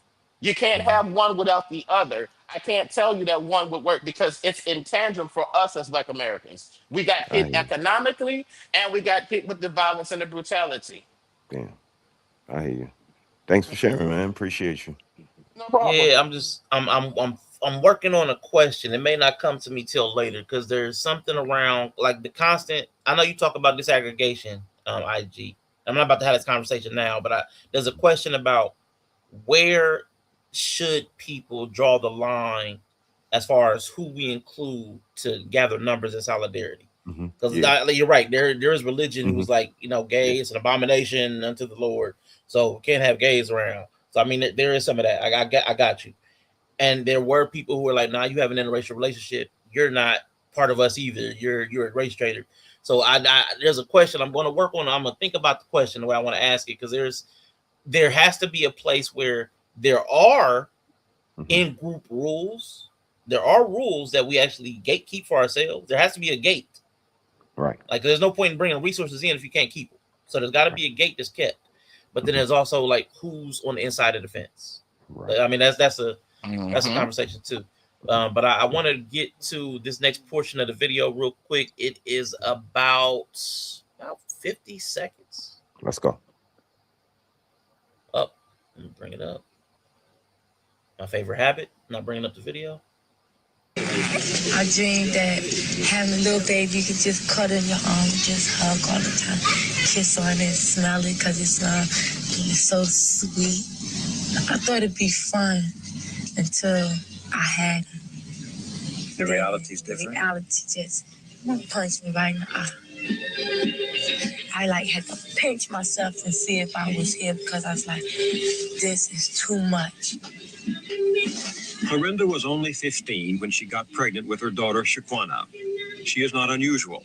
Half of all Black teenagers become pregnant. Clorinda has never been married. She's still living with her mother at home, where she's raising her baby daughter. All right. So this also was another thing that I've been hearing a lot too. And I know Mr. He said spoke about it earlier, where the child is fun. It's a play thing. It's an emotional support animal of sorts. I thought it would be fun. I thought why? How are we still having this mentality that having a kid is just some like having a toy. Like, how has that pervaded? We see the outcomes. We see people complaining about being parents. We see people falling out with their kids. We see all the drama in the households.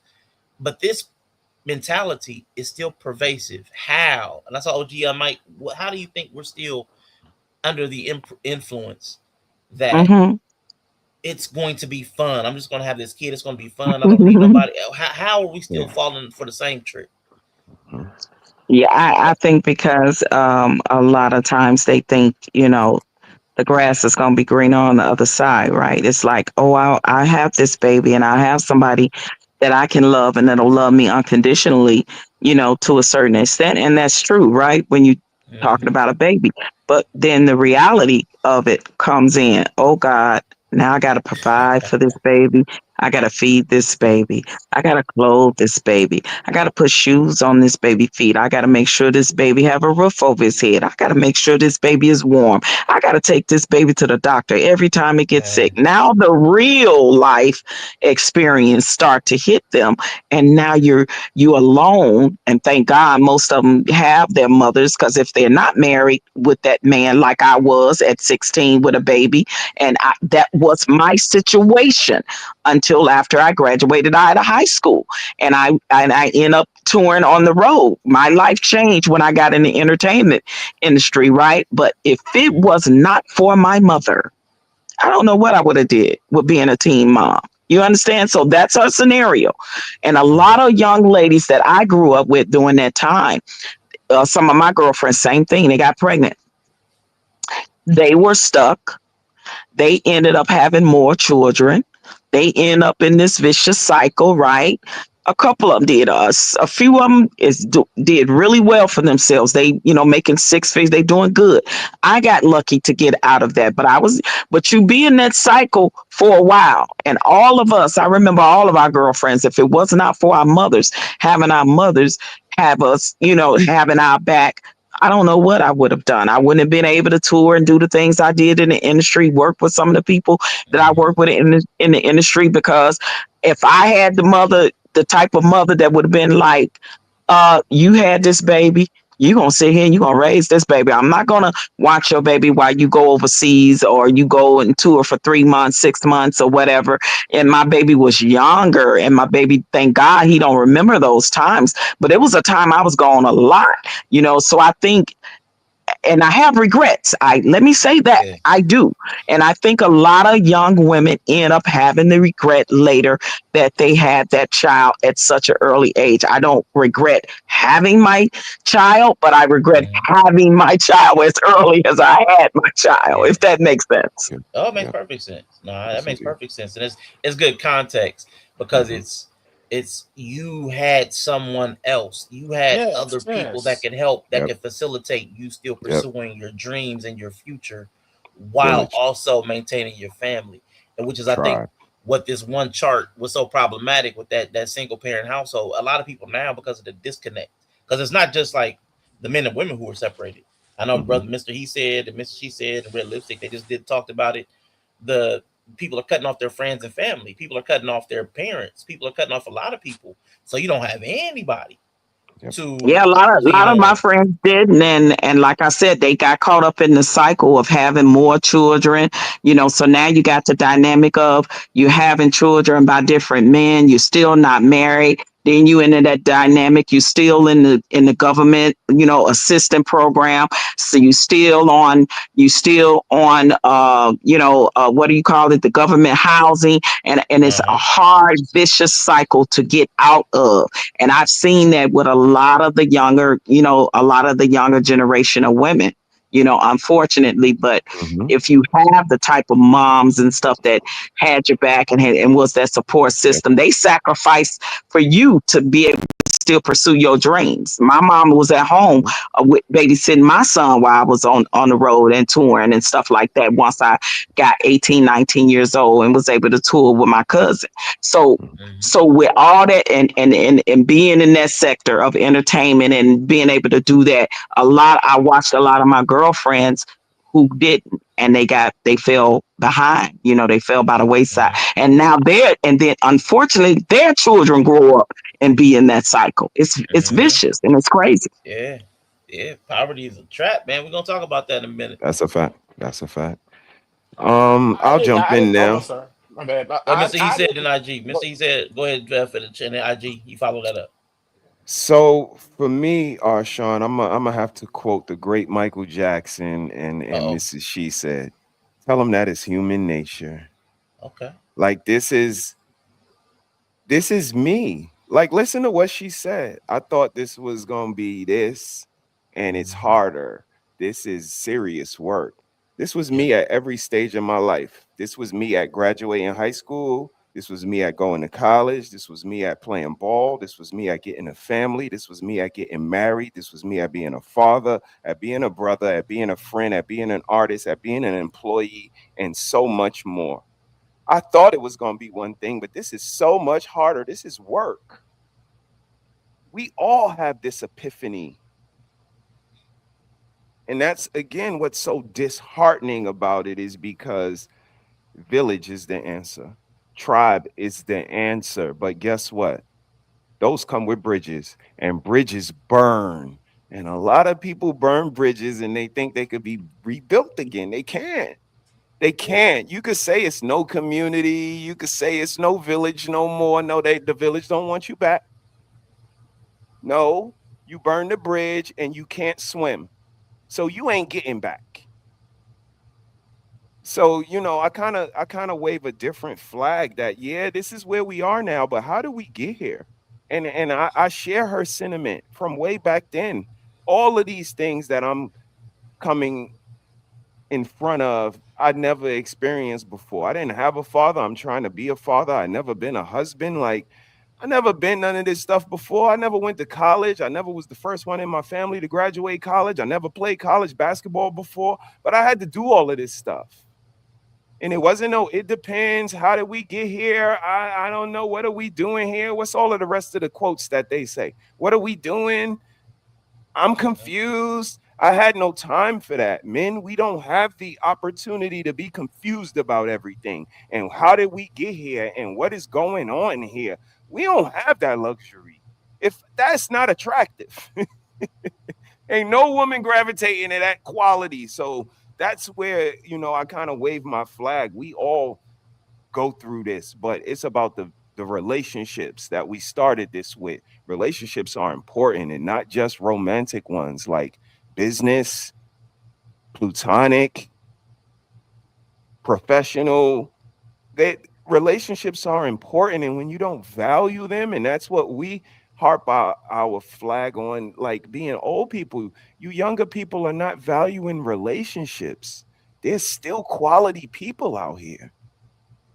There's still time to gravitate to somebody. Like I said, you guys are the lighthouse. Like, if y'all not able to judge talent, say that. You're not able to judge quality, say that. But I can. I noticed Critically Drinking. I noticed Brother C. I noticed Red Lipstick Vibes. And I ain't been wrong yet. So I'm going to continue to wave my flag. A lot of people don't like what I say and they don't agree, but I ain't been wrong yet. I see demons. I label them demons and I stay away from them, and I ain't been wrong yet. So I'm going to keep going off me and my 51 years. Sorry for being so long-winded. I'll land my plane. You good? Real quick before IG say, I got to call Mr. He said out. You know, you got to hold people accountable. Because see, he just said he sees demons and he call them out, right? I do. But see, that's what he say when he amongst the people. See, when him and his wife alone and they by themselves, this is what he be saying. Don't do nothing good for nobody. Get everything for yourself. Fuck everybody. It's all about you. Fuck the world. Be a demon. Let's go. See go. how people when they don't know you watching, they don't know you watching. They out there telling people to be a demon. They don't know you watching. That's and a fact. Everybody around. Nah, I see these demons and I call them out. Nah, I'm just messing. I did that. Nah, I did that. That was me. I did that. No, that was funny, man. I told him I had to clip him when he did that. I was like, oh, he is hilarious, man. Yeah. But no, IG, you gonna jump in, man? Go ahead, man. I just had to pick what other brother he said for a second. Oh no, that's funny. That's real. Now I feel you, bro. When I be laying with my partner, be 16 years, I'm like, man, fuck y'all, burn it, whatever. Long as me and mine. But no, when I look at something Mr. He said that I resonated with me as a black man when he said, yeah, we're not afforded the opportunity to figure shit out. Yeah. Like you're not afforded to you're not like just period black man, you're just not afforded to kind of figure those things out. And when you talk about relationships, I'm glad I was raised, somebody got me in the background. There we go. What you call it? Because relationships is important to me. That's what my father taught me. Had me at the age of 60. He will be 100 years old next year. My daddy, who raised me, he taught me about relationships. Appreciate you. That village thing, because even with me coming to Atlanta, I've been here for almost going on 2 years, and as a statistic, there should be a statistic of black gay man comes to Atlanta, ends up on street homeless, especially you trying to do some artist shit. But because how I was raised to value not just my romantic relationship of people, wherever I go, my Paul taught me that you get to know the people of that city, that state, the people who's anchored from that place. You don't go stepping, you don't go projecting what you think your backyard should look like on theirs. Bitch, you're in their backyard. You know what I'm saying? So Yeah. my advance, that's how I wanted to just say that resonates with me because I love Atlanta not because of the sensationalism of what other people come to Atlanta for. I grew to love Atlanta because the people who are from the Georgia area, the people who come from other parts of the country and the world who've been here 30, 40 years, because I built relationship with the people I'm with. I built relationship with my neighbors and my community and stuff like that to where even though if I go somewhere new in the area in the city, I am not a stranger because how I managed to build relationship with the people and going esoteric here, the frequency of the environment of the people. So that makes a difference. You establish all of that by having genuine, honest relationships. I'm not giving these niggas a customer service. You heard me? They getting what it is. Because I can't keep on that facade for you. I don't need you to fall in love. When I'm at work, I have to code switch enough. I'll be damned if I have to do that in my interpersonal relationship. So, this is good stuff. I'm so glad I was able to come here. I'm gonna shut up and hit my bone. All right, Well, I just appreciate want you, to IG. piggyback right quick on what you just Hey, said, that real quick last before you statement go, about. Nobody, let me greet Bo real quick. Hey, Bo, Oh, okay. thank you for joining the stage. You have to turn off the other audio. It's feeding back into the system. Oh shit! You have us playing still. I got you. Hey, Appreciate you for coming up, Bo. I appreciate you, man. I just want to make a quick statement and then I'm gonna jump off and just want to hear y'all opinion. Somebody a while back was talking about the village, and I agree with you that we need a village. But the issue that that I'm personally having with the village in my family, in my community, is that we provide a village, but it's like how much the village can take. For instance, I got cousins who she had one baby, the village was there to take care of it. She had another baby, the village, it's like she done had 4 kids. Yeah. And it's like, how much how much can you put on the village? And this is just one cousin. This is happening countless times. Secondly, I was watching an interview with this lady and she was talking about maybe I want to have a baby. And she was like, if I can't find a man, I'm just going to have a baby. And my dad and my brothers will be the person that showed the boy how to become a man. And I was just saying to myself, damn, did she even ask the dad and the brothers, do they want to take on that responsibility? She just put that on the village. Oh, the village going to take care of it. At no point did they ever say, do these men in the later half of their life want to raise her child because she failed to get a husband or failed to have a relationship with the baby's father? So to me, I just think this whole village idea, it's, I'm a part of a village, but it's like, how much can we take as the village until the village is broken? and I feel like the village right now is broken, and we gotta somehow figure that out. So that's all I wanted to say, man. I'm gonna jump off and listen to what y'all say. Man, appreciate you And for jumping up here, man. I'm gonna let OG Patrice start, man. But I just wanted to thank you for the. I know it's your yeah, first time up here. Yes, Thank you for indeed. hitting the Salute. link. Salute, It's a Bobo. pleasure to hear absolutely. your voice. I want to Yes, piggyback off of what both of them said, AI and the absolutely. young man that just got off. Okay. Yeah, you're right, AI. We should not live in a society where, and we know, unfortunately, when we go into our workspace, we do have to code switch, whether it be because of your race or whether it be because of whatever else of how society look at us, whether it be your sexual orientation or whatever. As a Black woman that works in corporate America now, that is the only Black woman that's in the whole entire office. Yes, when I walk through that door, I have to code switch because I already know what it is when I walk in there. Especially, I'm working with a whole corporate America that honors the Mormon religion, right? So we know that's a whole new dynamic too, right? So when you talk about those things, you are absolutely right. When we should not get into our families, our relationships within our culture and community and have to do that with one another. But unfortunately, that's a lot of what happening. And to piggyback on what that young man said about the village and all of that, Mhm. the village ain't the same no more, right? Like we know Yeah, that right. dynamic has even changed from when I grew up. The village I grew up in, yep, we looked out for each other. Everybody, all the neighbors knew each other. We played with each other. We knew the parents. Street light come on. If we ain't in the house, they calling my mama. Type of village, right? We know that yes, that there was the men there to take care of certain situations when ladies were not in a position to take care of. The men will stand up and take care of it, and we not that no more, right? Like the village is so to his point, what he's saying is that's when conversations got to be had about to these young ladies that's out here having all these multiple kids, and they probably got different daddy mamas. It's like, you at some point you got to cut it off, sis. Some point you got to go listen. You don't need to keep having all these kids, especially if you're struggling as a struggling mama. Michael Jackson, if you can't feed the baby, then don't have the baby. Right? Just to piggyback Come on on that. now.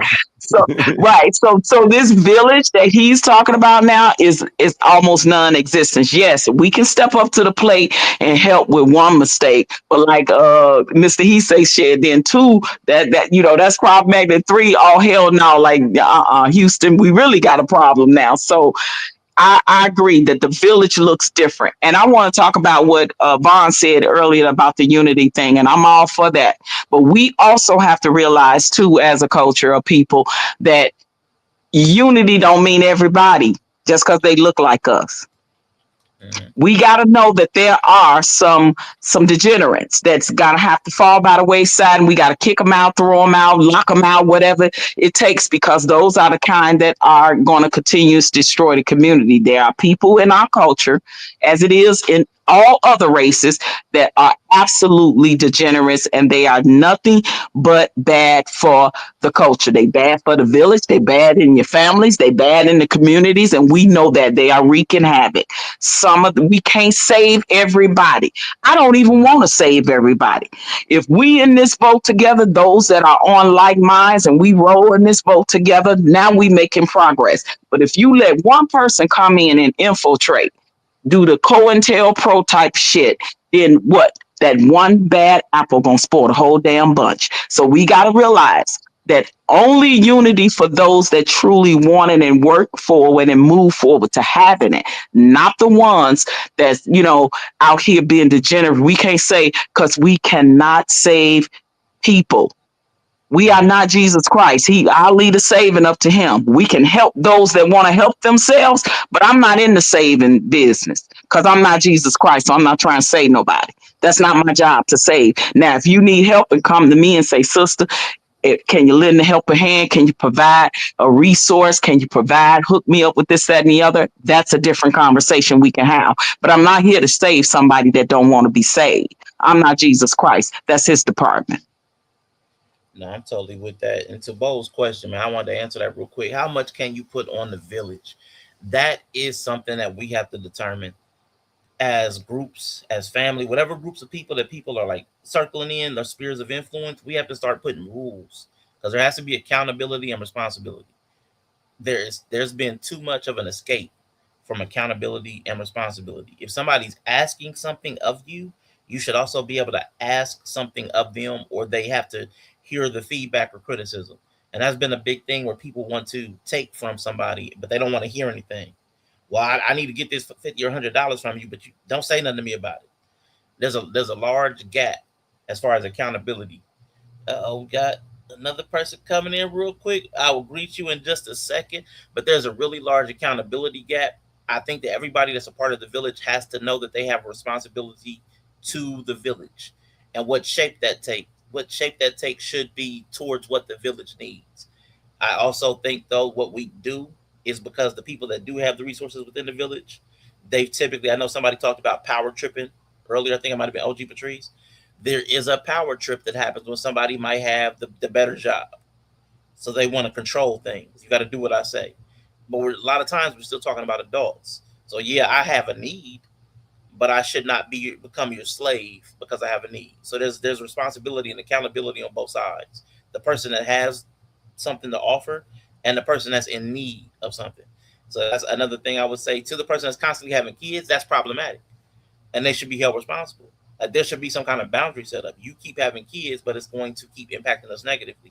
There should be responsibility there. They're acting irresponsibly, and there should also be like, I would say, some kind of acknowledgement that people do have biological drives and urges. And I think we try to police and stamp out people's biological drives and urges. Well, you can't have sex. Now people are going to have sex. Doesn't matter how poor they are. They're going to do it. The history has shown us. Doesn't matter how poor they are. If they live in a cave, they're going to have sex. If they're homeless, they're going to have sex. They live in a mansion. There's nothing. If they've sworn a vow of celibacy and live in a monastery, they're going to find a way to have sex. It's just something that people do. We're going to have to accommodate. We know people, but you're going to have to be responsible. And we're willing to accommodate you to a degree, but you cannot keep bringing children here, or you cannot do this here. There has to be accountability and responsibility. You have to have boundaries. You have to be able to police those boundaries. Those are things that we have to do as a village. It can't be always hands off. The person that wants something can't always ask for. No, don't touch me. Yeah, can't be. You got to be hands off. Give me stuff, but don't say nothing. Don't ask anything of me. But also the giver can't be so heavy handed either, where it's like, no, well now I own you. You're in my pocket. You know, and just with giving of maybe even monetarily, like there's no pass down a wealth of information. And that's what's very disheartening, is that one time is a mistake, 2 times is a choice, the 3rd time is a problem or a pattern. I'm sorry, not a problem, a pattern. And the elders got something to do with it. When she had that first baby, and it's not the death of a young lady and now the birth of a mother, this is again another flag we wave. Like the whole baby mother birthing process, the baby shower, and like that ain't nothing but a grown-up party. Y'all come with liquor and food, and y'all don't have no knowledge. The ladies don't sit in the corner and tell her about postpartum, about her weight is getting ready to change, about progesterone, they don't tell her about none of that. They don't tell her about endo. They don't even know. And that's what's so sad. Because if we're their man and we know, and we say, yo, your period about to come, she'll get mad at me. She'll get mad at me for knowing her body, even though I go inside of this shit every other night. I know your period about to come. Look at how you acting. Oh, how dare you say that to me? And again, this is how we get soft as a society, and we let these people run these patterns on us. And again, the elder ladies didn't pull her to the side and let her know that she's no longer a girl. She's a mother now. She's a whole different person. It should be a whole funeral. Shouldn't be no Henny and music. It should be a funeral for that little girl. And now it should be an introduction. All of the ladies should come into the room, say, hi, I am Auntie so-and-so. Because now you're introducing yourself to a mother. She's a whole new woman now. They don't approach it like that, Arshawn. I give it more thought than they do. And that's why I talk the way I talk. Yeah, I've seen it. And y'all, thank you so much for joining the panel. Good to see Hey, you, Inya. Inya. So, hello. What do you have to say? Hi y'all. Can you hear me? Yeah, we hear you. Hey, Ilya. Let's go. Hi everyone. Hi guys. I'm gonna be real quick because I got my young niece in the back. So, I just wanted to add something regarding the elder perspective. Okay. I think that maybe we, us right now that's in our 40s, early 50s, we may have to start preparing ourselves to become the elders that we didn't see, that we Yeah. didn't have, because we see that it's a problem. We see that, well, yes, the elders, they didn't do this, they didn't do that. Is kind of now a little too late in a way because they kind of up there in age.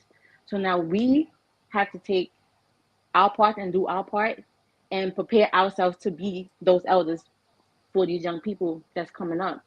It's not easy because we're still learning ourselves. We're still learning how to be Yep. adults, Yep. even in our 40s and 50s and even 60s, we're still learning, but we just have to have the mindset to prepare ourselves. And it's going to take work.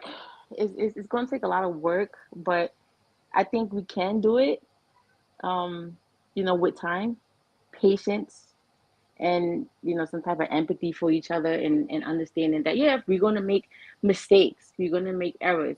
Hmm. Now the person who's out there keep having children after so many times, then okay, yeah, we got to address this problem now, Yeah. do something about it, but in the meantime, we do what we can. And that's all I want to add, just quick. Yeah. Okay. That was cool. Well, thank you for coming up. Were you dropping off, or you Thank gonna stay you. for a bit? I want her to I'm stay because I want her to stay if you don't mind for a few minutes because I want to address what you said. But go ahead. okay. I'll stay for a bit, All and right. Oh, mind you, this was not like a shot at anyone or anything. I'm not saying that yeah. the elders are just failures or anything. I'm not saying that, Yeah. but we know a lot of them unfortunately didn't have the resources to teach us, so they just gave us what they had. But now Hmm. we know better, and I'm not saying we know better than them either, but we know Yeah. what not to do, and we could try Hmm. to correct the Yep. behavior for these kids coming up. Indeed. Yeah, for sure. Right. OG, So, give me a okay. quick second before you go, because IG, when Bo had asked the question a Sure. while ago, IG hadn't gone. IG, I want you to address that asking too much of the village question, and then we're gonna let OG go. Come back on what Okay. Inya said. Okay. Oh, yeah, sure. I totally agree because even like when you go somewhere and become part of a village, and that's like a nature thing, it's not just humans. You have to, if you're going to ask for resources, you have to be resourceful in return. So it's one of those things. You cannot in any form of relationship, you should have reciprocity. And if it's just a relationship where you're only receiving from the labor or the hands or the benefit, that's a problem. And yes, and that's the part about a village too. Even though I'm, maybe non-religious, I'm not quite anarchist because I still believe in community and government in that sense. But you can't have that both ways. You can't say that, oh, I want to be part of a village, but then at the same time, with the village decides and wants to do as a collective and is agreed upon, you want to pick and choose when you want to say that you're an individual and then tribal. And that's why, for me, systems and institutions is always important. I'm not against those. I'm against what is programmed and encoded in that motherfucker because nature, even itself, runs as a system, as an institution, as a not an institution. It runs on a code. It runs with different balances and nuances. So yes, any system, even in nature, there is going to be reciprocity. We benefit from the dead. The dead surprise to the soil. We tore the soil, and the cycle goes on and on and on and on. So no, even in nature, regardless of theism, you have there's a reciprocity there. So no, you cannot be. But then because then you become something parasitic. There you go. Then you become something else. And yet now you're a virus because if you're only there to retract from the body, I ain't talking about religion. You know, I'm a heathen. But when you're able to retract from the body only, but still exist within the body and still be sustained because you're in the body, because as that cell or as that virus, you can't exist without it. And that's not just on single mothers here. There's plenty of viruses because you know I'm the black same gender loving person. I'm like, damn, I wish that we had as much vitriol for motherfucking pedophiles in our family as we did homosexuals. But we gonna talk about some more shit. So with that, I'll land my God plane. damn, IG, Lord Jesus. You I'm make your clipping point, Well, IG Prince. on that. alrighty then. Come Yeah. on, IG. Damn. Well, alrighty then, IG. No, I just want to piggyback on the young lady because I would say she's probably at least two generations behind me. So you probably a Gen Xer in you. No, I'm 40, so I guess that puts me. That's a You like millennial. You're a you millennial. Yeah, adjustments, yeah, yeah, that's That's where older I'm at. millennial. okay. Yeah. Yeah, Older you're a millennial. millennial. So you're right there with my son. Okay, so I am I'm 40 as well. I'm 40 as well as of September. I just had to Older put that because I'm millennials. too proud. But Okay. yeah, okay, I'm y'all 40. Okay. millennials. Okay, I'm 40. We okay. rolling So Boo. IG. so y'all like two generations behind me. Yeah. So I'm right on the cusp of Gen X and baby boomer, right? Like my parents are baby boomers. So when you was speaking what you were speaking about, that stepping up and being that village, that's a awesome idea and great when I do see the millennials and the Gen Xers doing that, right? To the Z's and what other the other ones are that fall behind that. Once you pass the Z's, I don't know what they are, but Right. because like my parents were the boomers that come from their parents who are the silent generational. So now you Hmm. got the Gen Xers like myself, and then so on and so on. We pass certain tradition down, right? Because like you're saying, that village that you're talking about instilling in these younger generation, the Gen Zs and younger, was instilled in me from some of the boomers and so forth like that, being a Gen Xer myself. So you're right in that aspect. But what I see now that it's not really a stumbling block. It's like a hesitation because of, especially with the younger Gen Zs and the younger generation past millennials, is that they don't really like being told what to do or want to listen because of the mindset and the conditioning and the indoctrination that society has instilled in them. Right, so they have these certain um, things that they go by where they won't listen, and you're going to have to allow them to lie in that bed that they made hard for themselves, the same way I had to, the same way probably you had to, and so on and so on. That happens in all generations. And but would you say in your opinion that you see, even from you being a millennial, do you see a big generational gap in the Gen Zs now from the millennials standpoint of how you came up? I would say y'all probably y'all like 80s babies, right? Do you see a Yes, Yeah, big maybe. difference? indeed. Yeah, Yes, baby. I'm definitely an 80s baby. You heard me. 85. Yes, indeed. yeah. I'm 80s. I'm a baby too, but um, do I see a difference from Gen Z from my era? Yeah, Yeah, absolutely. like a big generational gap just from your rearing and tradition and ways as opposed to what you see now. And what are those differences that you see that has been a detriment to the culture as well as the good stuff that you see, if it's either or? Okay. I will say this. I see how the Gen Z, they are more, what's the word I can use? Outspoken. They say what's on their mind. They speak what they mean and what they want. They don't hide it. They don't try to cover it up. to a degree, because you still have some that do. If they want something, they go after it. They don't allow no one to stop them. They follow trends, whether it's the good or the bad trend. Like I mentioned earlier, the quarter zip movement. I love that. Seeing these young men change the way they dress and everything like that. Now, there's a slight detriment to it, to a degree, because yes, being outspoken is not all bad, and it's not all good either, because sometimes you being too outspoken could get you in trouble, where you don't respect authority, where you go out and mouthing police officers or teachers and doing all that. It has to be a balance with being outspoken.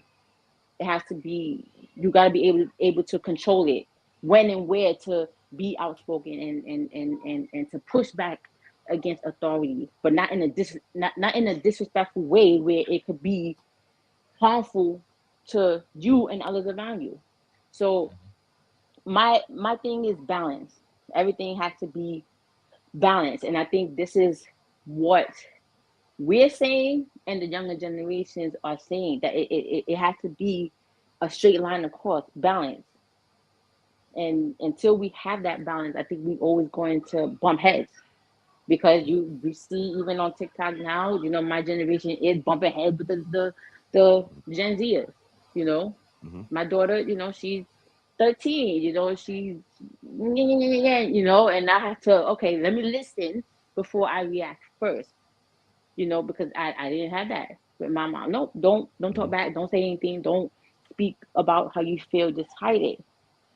But I don't want that for my children. No, come talk to me. You have issue, come talk to me. But watch how you say it, of course. But just come and speak to me. So for me, it's all about balance. I mean, I think that's the thing right there. Like you said, even with your daughter, come and speak to me. I give you that open platform, but I'm gonna need you to absolutely be conscious on how you speak to me, because I'm your mom. Correct. And you're Exactly. a conscious parent. So that brings a whole nother level. And I think the difference is, that's why I use the operative terms, bridges burn. You know what I mean? I know he asked the question, but the answer is in the question. Bridges burn. Now, what is a bridge burn for you, though? That's the thing. It's not just, I don't want to go to the village. I don't want to take the drive. It's too far from my bike. No, the bridge is burned. Like, it's no way back there. And it's only a few ways you can do that, but it can be done. And when you do that, it's going to be hard to kind of get back. And to sum his question up, masculinity can be outsourced, like femininity can be outsourced. I come from Mrs. Garrett. I'm a little older than y'all. I come from Facts of Life and Different Strokes. No women in these stories. Like, the women were, femininity was outsourced. Everybody's mother was dead. And that's why I resonated with it, because my mother died when I was young. So it's like, nobody got their mother around. Silver spoons and father knows best. And like, nobody had mothers around, because femininity can be outsourced. But here's the thing, masculinity can be outsourced too. And that's what he was alluding to. But are they proud of it? It's going to be hard to find a man like, I'm proud to take care of somebody else's kids. I'm proud to pay bills to this woman that I'm not married to. Like, it's going to be hard to find them to be proud of it. And that's why the longevity doesn't come into place. And that's, I have a manager. I got two managers. I'm gonna land my plane right here. I got two managers. I got a white manager, woman, and her manager is a woman, and she's white as well. So I hear what y'all are talking about the code switching and all of that. But my question to y'all, is that a skill or is that a detriment? Because I could talk to somebody in the boardroom, but I could also talk to you on the corner of my block too. And depending on how you act is where we gonna take this. So is that a skill or is that a detriment when we kind of, like y'all said, code switch? I think for me, hold up, LG, real quick. One moment. I'm getting ready to step away for a hot second, right? Because I don't have a wife that'll come and bring me a tray of fruits and vegetables. God damn it, Mr. He Lord said. Jesus. So I'm gonna go and grab me a quick snack myself. With my bare walls, my empty walls with no pictures. I'm Damn, gonna no grab me pictures. some fruit. God damn it. Yeah, real quick for nourishment of my body. But Mr. He said asked the question. OG was talking, and then the IG. OG and the IG. Y'all go ahead after that. I'll be right back. But I'll be listening in. I'm Yeah. sorry. Go ahead. I can't stay on. So can I answer right Oh, go before I ahead. Yeah, Yeah, go? go yeah, ahead. Handle your of business. course. Go ahead. Sorry. Now, hey, Then Yanae. OG, then Good to see IG. you. Okay, so to answer the question, is code switching a skill? Absolutely. Because sometimes you have to go to the workplace and put on a show to get the job that you want. You have to do it. You see how I just did that? You put on the voice and then you switch right back. Sometimes you have to do it because this is the world we live in. You can't always, and it sucks. It really sucks that we have to do that, but unfortunately, this is the world that we live in. So we have to know how to quote unquote behave. And I hate using that term because I'm not saying that we're like disobedient or anything like that, but we have to put on that mask. And we do it though with everything we do. We do it in court if we stand in front of a judge. If we're talking to principal at school or whatever, we do it every day. So that even has to have a balance too. So that's my whole thing. Yeah. Everything has to be about balance. Thank Know you. when to put Yeah. it on, know when to take it off, and that's it. Because you'll be surprised, Okay. sometimes white people know how to code switch Mhm. too, and you'll be Oh, facts. surprised. But Facts. so Correct. Big it's facts. just everything's about balance for me. But Okay. thank you for having me on. No I doubt. appreciate Nah, you enjoyed thank you guys. for you. Thank you, sharing with us. Annie. We It was Absolutely. appreciate you nice coming meeting up. you. Yes, Nice meeting Absolutely. you. I very much Please enjoyed come your up again. presence. Please come up again. Yes. Yes, absolutely. OG, Oh, it's on Um, you, and then IG after you. OG, you got it. okay. okay. Bye, guys. That's Right, it. guy. Right, and yeah. Yeah, no, just to answer, that question, Mr. He said, absolutely. I think that for me, I use it as a benefit, right? Like, because I know if I'm the only black woman in in corporate America that is ran by Mormons. So that's two things right there, right? Like I'm the only black and I mean the only black woman, female in that office. Plus I'm not a Mormon, right? So having to go and code switch is because I have to abide by their Mormonary rules, if that makes sense, right? Like, not that I have anything specifically that I have to do, but I notice like even some of the my white counterparts that work there that have like big tattoos and stuff. That's a big thing in the Mormon corporate they don't you can't your tattoos can't be seen. You can't have multiple piercings. Your hair can't be purple, green, red, blue, none of that stuff, right? Like, and my hair right now is blonde. I wear it short and blonde, right? So I'm good because we know that blonde is pretty much universal. But I don't have a lot of piercings, and I have one tattoo that's very small to the neck. And if I didn't tell you, you wouldn't even know I have it. So I don't have those issues. But when it comes to things like my tone, because they take that as if you address things in a certain way with a certain tone, being a black woman in white corporate America amongst Mormons, now I'm problematic. I'm the loud black woman. I'm the problematic black woman. Now I'm gonna play the race card, all those things. So when it comes to things like that, I have to be very mindful of how I move and carry myself within that corporate America, system, and religious wise too, because, they into a lot of paganism things that I'm not into. I don't celebrate holidays and this and that. So I have to, so when they ask me, oh, well, it's like Thanksgiving and it's Christmas, I tell them, no, I don't celebrate, but hey, go do you all. Just don't have a problem when I do me. You know what I mean? So, and they know they can't discriminate against me for not celebrating holidays because I'll have a hell of a lawsuit. But Oh damn.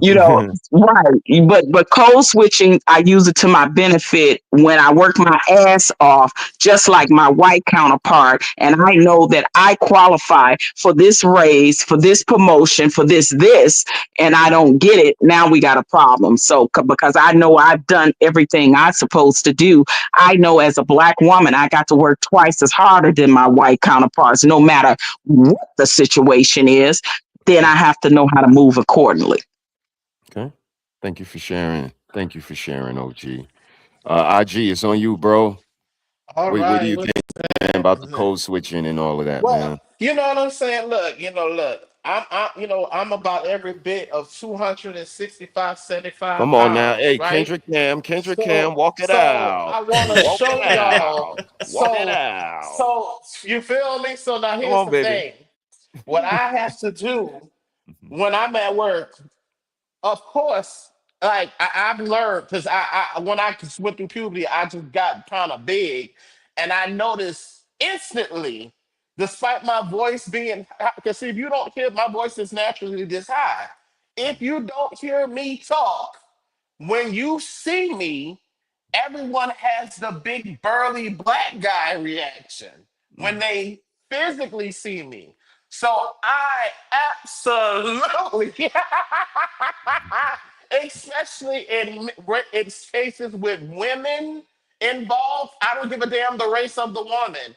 I am intentionally more lighter in my voice and my tone with speaking to all women because I automatically just want them to, I don't want them to feel threatened in any sense because of my maleness. That because this is the world we live in, you know what I'm saying? So even and then hold on, and even as a Black same gender loving man, like I fucks with Mr. He said, but like let's say if I know people who have your directory or your respective of ideology or what your spirituality is, I would definitely intentionally darken my voice, my nigga. If I was coming across the corner and hearing you, I would talk with a New Orleans accent and everything, but my instinct would be like, well, nah, because I know if I heard certain conversations, okay, I know they have this certain belief. So yes, unfortunately, there are a lot more of us, not just even Black gay men, but Black men in general have to be performative with each other to where we have to code switch to play an archetype in order to be accepted. So not only do we do it for white acceptance, hell no, my nigga, I've had to code switch in all races. Now, is it not? And now here's the thing, just like playing chess, all pieces on the board. Because see, when you are working class American and you work around other working class Americans of other races, oh yeah, babe, I done been around white folks that code switch like a motherfucker when they talking to that customer, and when that bitch turn them head, that bitch go back to sounding very southern. So it's kind of like that's the part of the capitalism. That's the part of this institution. That's part of why we do that. But every system does that. Every culture. So yes, code switching. It's not like it's a choice. It's somehow it is a method of survival. Yeah, True that. True that. Absolutely true that. God damn, IG. You're a troublemaker, IG. I'm clipping the shit out of you. Sean, what do you think? Sean, what do you think about code switching, man? Do you think it's a skill or a detriment or something different, man? I think it's both. I think it's everything what everybody said first. Like it is a skill. It's a skill you learn for survival. Like what IG said. And now when I say survival, it's not always life or death. It's when I say survival, it's to avoid negative consequence. So even with your parents, you learn to speak differently than you might naturally want to respond because you might get rebuked. You might get slapped on your mouth. You might get hand patted. Whatever your punishment was, you might get a negative consequence. Or even just somebody bigger than you, your big sister. You don't want to talk too tough because when they get activated, they're going to hem you up or lock you in the closet or whatever they do, however they tortured you. So we all learn the code switch pretty quickly and fluidly that certain things. Would you agree? No, would you agree? And this for everybody too, but you answer first. that we all, to some extent, even code switch no matter the race when we're around authority like the police Yeah. or thank you. Okay, then, well, there it is. Majority of people learn Yes, again just through yes. childhood. Just from childhood alone, you learn the code switch. What happens is some adults just become so like not just anti-authoritarian, they become like oppositionally defiant. Like some people get antisocial and refuse to code switch to make a point. I refuse to go into any environment without being demonstrative. I'm going to be loud. I'm going to have my colored hair. I'm going to have my tattoos. Matter of fact, I'm going to tattoo my face. Just to let y'all know I ain't playing by your rules. But almost everybody else, the majority, everybody knows to fit in, how to maneuver different. We all learn to dress different. When you're going to church, you dress differently than you do during the week. When you're going to work, you dress different. Like when you're around your friends, you dress a different way. Like, so it's not even just verbal. It's your body posture. It's the way you style yourself, your hair, your clothes, everything. When you're dating, there's a different posture you take and different tones and different clothes you wear. So everywhere we go, we maneuver to best get the outcomes we want from that environment, except for antisocial people who like to go against the grain, like contrarians, like you said, or in sociology, deviants. Yep. It's a great point. That's facts. And Vaughn, you lucky you retired. I still got a ways to go because I still got to play the code switch game. Damn it. Shit, girl, I work in security in multiple buildings, Jeremy. Like, y'all be surprised. Like, I be stripping people out. I sound like a whole white woman. Thank you for coming for Faces Ferries West. How can I help you? Are you looking for Dr. Connor's office today? Okay, she's on the 17th floor left corridor. You have a splendid afternoon. Exactly. It's crazy, but I'm using fucking anime. Arshawn. The gag is I'm really using anime English dub vernacular on them. Wow. I'm using anime English vernacular dub on them, and it works like a charm. Yeah. Come on, IG. You were saying OG, and shout out to Ine in the chat. Hello, good to see you. Hey, Ine. And again, Ine, I did drop the link. If you ever want to pop up or say something, feel free to hit the link and pop up. If I need to drop it again, let me know. Sis? Did y'all say Ine or any? Are y'all talking about any? Y'all call her any. Yeah, I call her Audi. We call her Audi. Damn. Okay. All right. Yeah. Well, I tell you, in the name of Bro Clarence, I'm telling you, listen, this conversation has been so awesome. We have covered so many different topics, all within one, rolled up into this whole cultural, gender situation, right? Like it reminds me so much of being on his panel, like having these laughs and and everything. It's so good, and it's been so long. And again, I thank y'all. I really do for this. I thank y'all so much for just acknowledging him and just bringing his memory, back up and the impact that he had on you guys in these YouTube streets. So it's good to see that somebody got something good out that good brother. So I'm just happy for that. Yeah, we ain't gonna let his name and face go quietly into that good night. We're gonna definitely. I never had a chance to meet him. So if he is the result to all these beautiful minds that are gathered here, that speaks.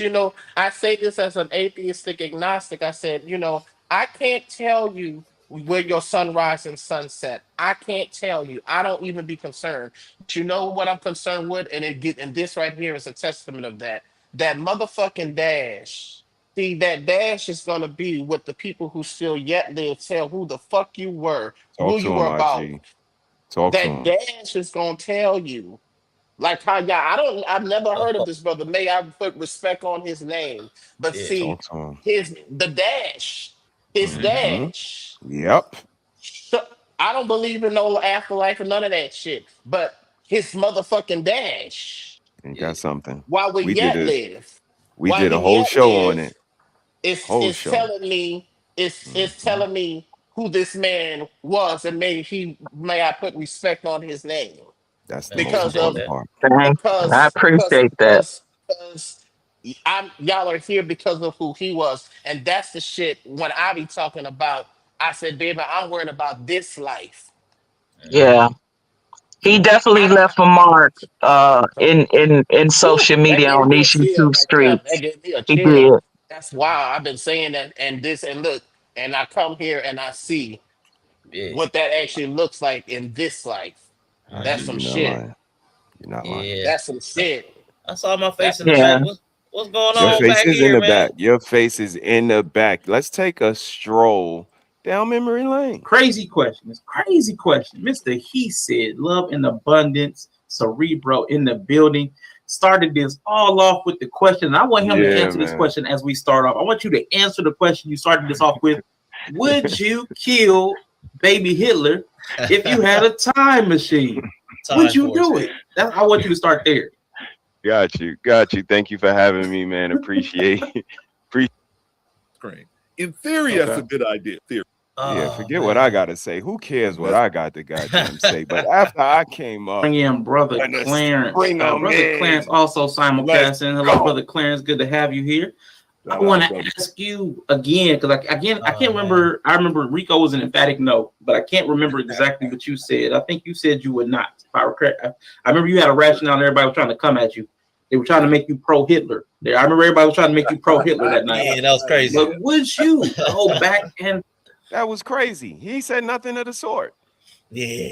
He said nothing of the sort. And this is the space we in, man. Like perception is really important, maybe even more important in reality. Like how people perceive you and what they get from it, more important than what our intentions were.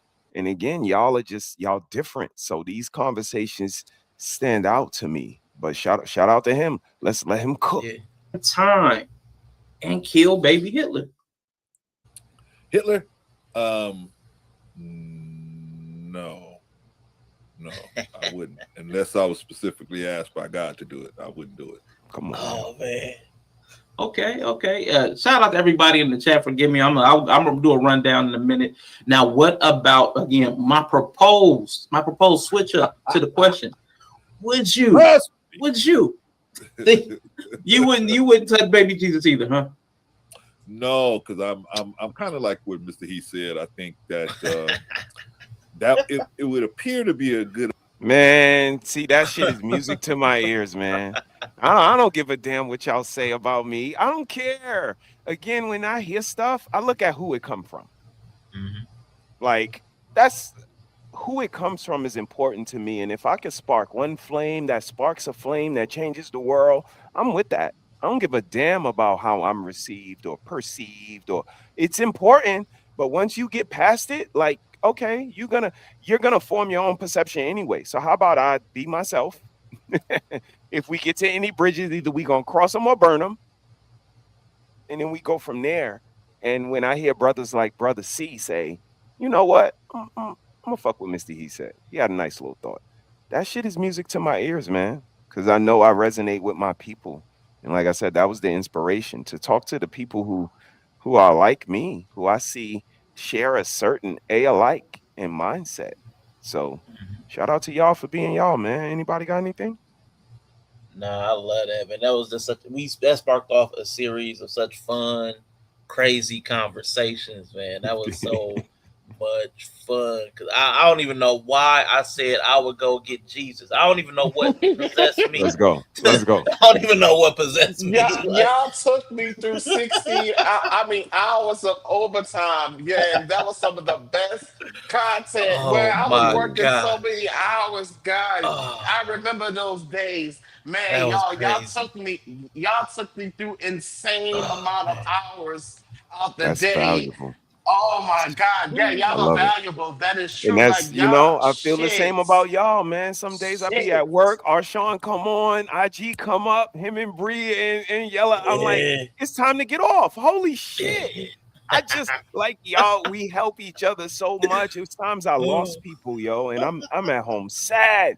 And I turn y'all on. Like, give me a minute of normalcy. Yes. And that'll help me through this time right now. And I don't think we celebrate that enough, but I'm gonna always celebrate it, man. Y'all keep being y'all, having the conversations, and we gonna get through anything, man. Okay. I think I remember my rationale. I was like, the not true Christianity, but people who have used the name of Jesus to do some of the most horrific things, and that's why I would eat baby Jesus. I think that's why. I think that was my rationale. It was. Oh my It gosh! was. Let's go. Let's go. Let them cook. I promise you, man. We had some of the craziest conversations. Vaughn had to jump on me one time. Vaughn had to jump on me. Let's cook. Let's It cook. was funny. It was funny though. Theory, man.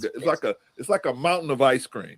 In theory, that's a good idea, right? In theory, right? But in the reality, it's when you start crunching the numbers. Let's go. Even though things have been this person's ideology and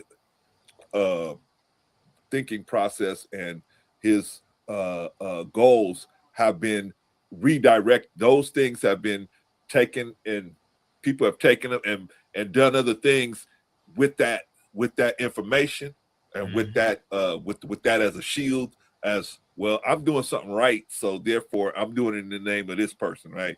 So but in reality, if we remove that person, how much worse would it be?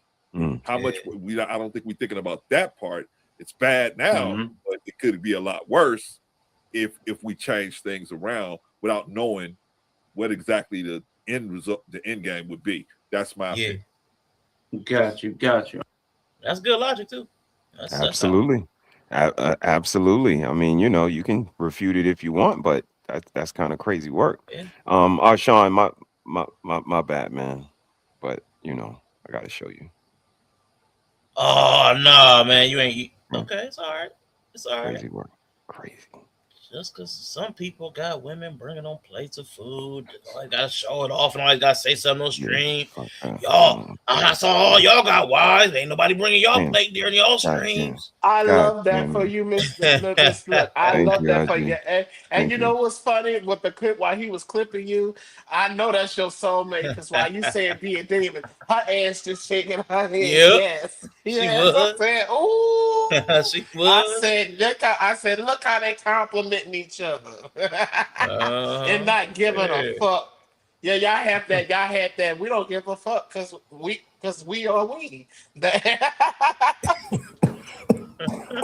was crazy, man. That was crazy. But let me greet Anae. Welcome back, brother Brian, brother Vaughn. But Anae, Annie, good to see you, Annie. Oh yeah. Hey, Anae, what up, sis? How you doing? Wow. There she go with that. Hey, y'all. I miss hearing that, man. I really miss I hearing miss you. Oh man. Ooh.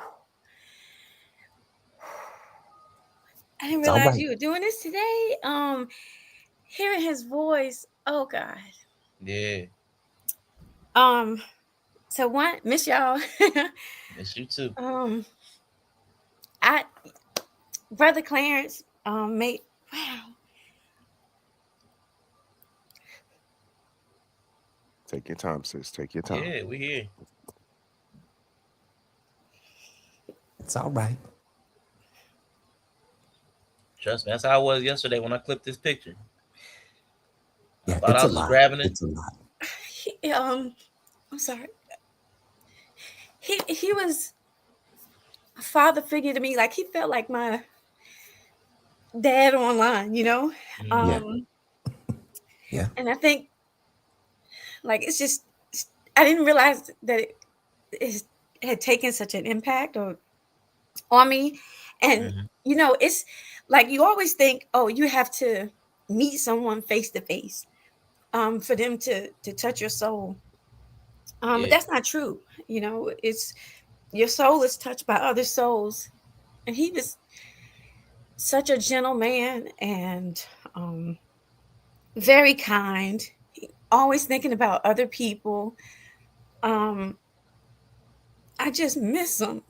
I miss him Yeah. a whole lot. But I'm not sure what y'all were doing the whole stream with him, but I thank y'all for just paying homage to him like this right now. So whatever you did, just showing his face up here, he was very impactful. And he wanted so much for for young men. And I don't know if y'all remember, but he was working on a nonprofit organization. And what's so funny, because we were working on a business plan for it, and I had reserved the domain for it, and I just got something the other day saying, did I want to renew it? And I just can't let it go. Yeah. But that's one of the things that I've been like kind of doing this time away, is I definitely want to make sure that what he was trying to breathe, get some air, and just do something so that I can help with young boys as well. So I want to leverage off of some stuff that he thought was very important for young men. So, but I miss him. I love y'all. I know I haven't been up in a while, and I need to definitely apologize. I'm not We proud, love you and too, I'm not sis. ashamed of what I needed to do. So, but I know that, like, you know, when you show up and people see you and then they just stop seeing you for a while, and you know, just like no consideration sometimes to like exiting out as gracefully as you should have. But I miss y'all too. Y'all have been very impactful to me as well. Praise God. I enjoy seeing you, Mr. He said over there at church. Church service. Praise God. Praise God. Every Generation. Sunday. Every Sunday on Generation. Praise God. Amen. And Patrice is like a big sister. I thank y'all for understanding too, you and Vaughn. So I just really appreciate y'all. But, Oh yeah, we love you, sis. And I don't want to rush off anything, but tonight is like a holiday party. So my cousin is coming to pick me up, and I'm not even dressed. Love you, Anae. Love you, girl. Keep doing what you do You out know, here. it is so good to hear your We voice. love you, sis. It's so good to hear your voice. We miss you. All right. I love y'all. Hey, and thank you again, Rashawn and Mr. He said, for doing this. It feels like family. Like, so I want y'all to know that just because I met y'all through YouTube, it does not mean that y'all are like at this, you know, arm's length away from me. Mr. He said, at one point, I'm going to come to Baltimore and visit you and Mrs. He said. We got you. We But got y'all you. We'll be here. I love y'all. I mean that. Likewise. I We love love you y'all too. like y'all my Likewise. family. We love you too. And I thank y'all for Love being you too, patient with me. sis. All Oh right. yeah. Hey, but thanks you for letting me come up. For sure. You always welcome. Go get dressed. And we love you too. Glad to hear your voice. But go enjoy your time tonight. And I do plan on doing this at least once more. Second part to this. So definitely we get to run it back. Okay. Yeah. I got something cooking up too. I got something cooking up too. I'll let y'all know. Did you play the clip Okay. of the game? Maybe when next time you I do. did not. I did not. I might have to pull a clip from that because that was crazy. Oh yeah, that was fun. That was fun. Yeah, we could do that. Yeah, we could do that one too and have fun with that one. That was a lot of fun, actually. It was. That was. All right. Love y'all. Love you too. Enjoy yourself, sis. All right. Okay. Bye-bye. Wow. See you in church. Listen, I just hopped back up here because, you know, that clip that you showed about the baby Hitler and oh man, listen, that just brought back some memories. Man. I said, what is our Sean talking about now? I know that was crazy. Said, you were offended because I was wilding. I'm like, I was wilding. World. I was going ham on that. I went Well, as far as I remember could. that. I pushed That was it. I hilarious. pushed it. That was hilarious, man. Oh, when I my look back, I gosh. said, what is he talking about? Oh my gosh. Yep. Eat baby Jesus. Sean, you was always pushing it. Sean, stop it. You was always pushing it. But not that far. That time, that was about a good month. I went as far as my mind would take me. It was transgender. Adam or Eve was the first transgender. Yes. It was a bunch of We them. had a panel. We talked about that, and it was like it was a whole week. I mean, Yeah. he was going It was crazy. It was hard. crazy. It was going hard. He was going hard. But I tell you though, y'all, I was working insane hours and oh shit, that got me. See, like I'm screaming. Like sometimes it be Yeah. good too if I'm working overnight, so I really could actually listen, and that would keep me up. Oh God. It Yeah, was but I mean, definitely Even thought provoking for even sure. the replays, you heard me, would be have man, me come on, like man. coming through like wow. Even a replay, I'd be like shit. So man, I really appreciate that. You know, the inspiration of and that's the earlier that just resonated with me because I've been talking to people about that. I said, baby, look, I can't tell you where you come from before you're born. I can't tell you where you gonna go where you're after. It's really not my fucking concern. But what I will be able to tell you is that that line, that dash, that's who Yeah. folk gonna say who you were. Come on That's who now. folk gonna Mm, tell you who you be. you ain't lying. That's who folk gonna tell you, baby, regardless what you want to believe or not. The fact of the matter, those who while we yet live, that's who they gonna say. So I love that, I feel like I'm coming in on something, this is somebody's respecting somebody's life. And us coming together from different parts of the world through the conversation. And if this is the person that inspired the heated baby Jesus. Listen, man, stop laughing like that. Listen, Hey, they funny. I'm sorry. Hey, Oh no, but man, see, no, it's genuine. No, I was it's a good traumatized, man. I genuine. was just like, It's what? Yeah, I it's know. I genuine know. to my Yeah, it was soul. not IG. It Yeah. was me. It was me. Okay. I started this But whole still, this whole Yeah, the whole nonsense. time for us, man.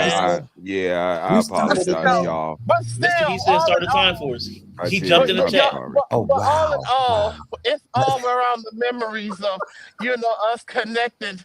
So that's a beautiful thing, and I love that because it's like wow. See, you never know who is connected to, and Yeah. is influential, and so and that's that line. That's that dash, Y'all go. I want people to when I whatever the fuck I croak. I want y'all to be like, yeah, I'll show y'all kids. Oh, that nigga IG. Let me show you what this nigga said on this panel. Oh, Mm-hmm. baby, he like he said he wants. I want that to be part of that line. That's that That's a fact. dash. That's a Mm-hmm. fact. Wow. That's a But you fact. know what, Yeah. That's it. Brother Clarence had a way of bringing all type of people together. Yep. You know what Yes. I'm saying? Yes. And I'm Christian and he's Muslim Yep. and I mean so many different types of people he was able to pull together in one Mm-hmm. place, Yeah. just to have conversation, just to kind of go back and forth and get understanding from each other. You Oh know what I'm God. saying? And man, I tell you, when I think of the times when me and Patrice would say, now, Brother Clarence, don't go over there. We would Yeah. try to, Yeah. we would try to Hey. Oh no, my favorite was after y'all told them not to go over there. My favorite was the stream when he got ran away from over there and he was fussing and fuming. I went over there, they gonna say this about me.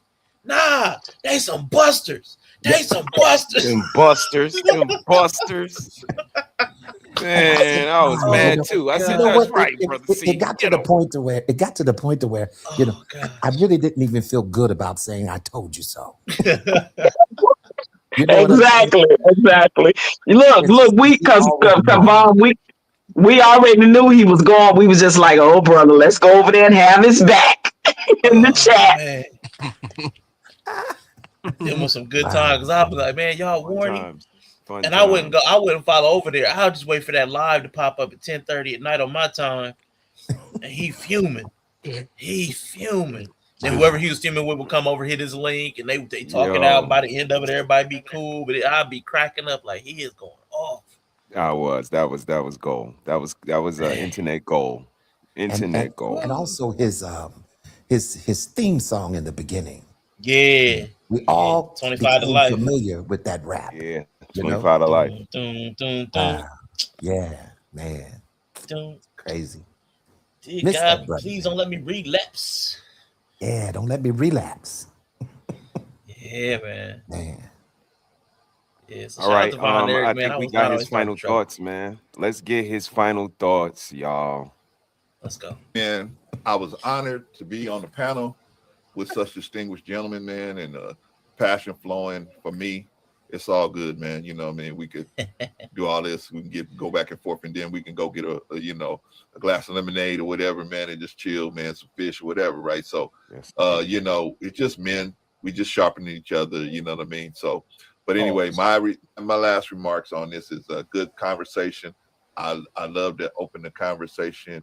And of course, I don't think any of these men are looking to insult anyone. I don't think anybody's trying to do that. I think we're just opening the conversation to just have some open conversation that a lot of us think this way or have these questions, but we don't want to shock anybody and ask. So here's a safe place where we can ask some of these questions that might not be that palatable for a lot of our brothers and sisters that are believers. And so support the brother Arshawn, support Yella, support Mr. He said, support Bonnet, support Von Brown, support everybody that's on the channel.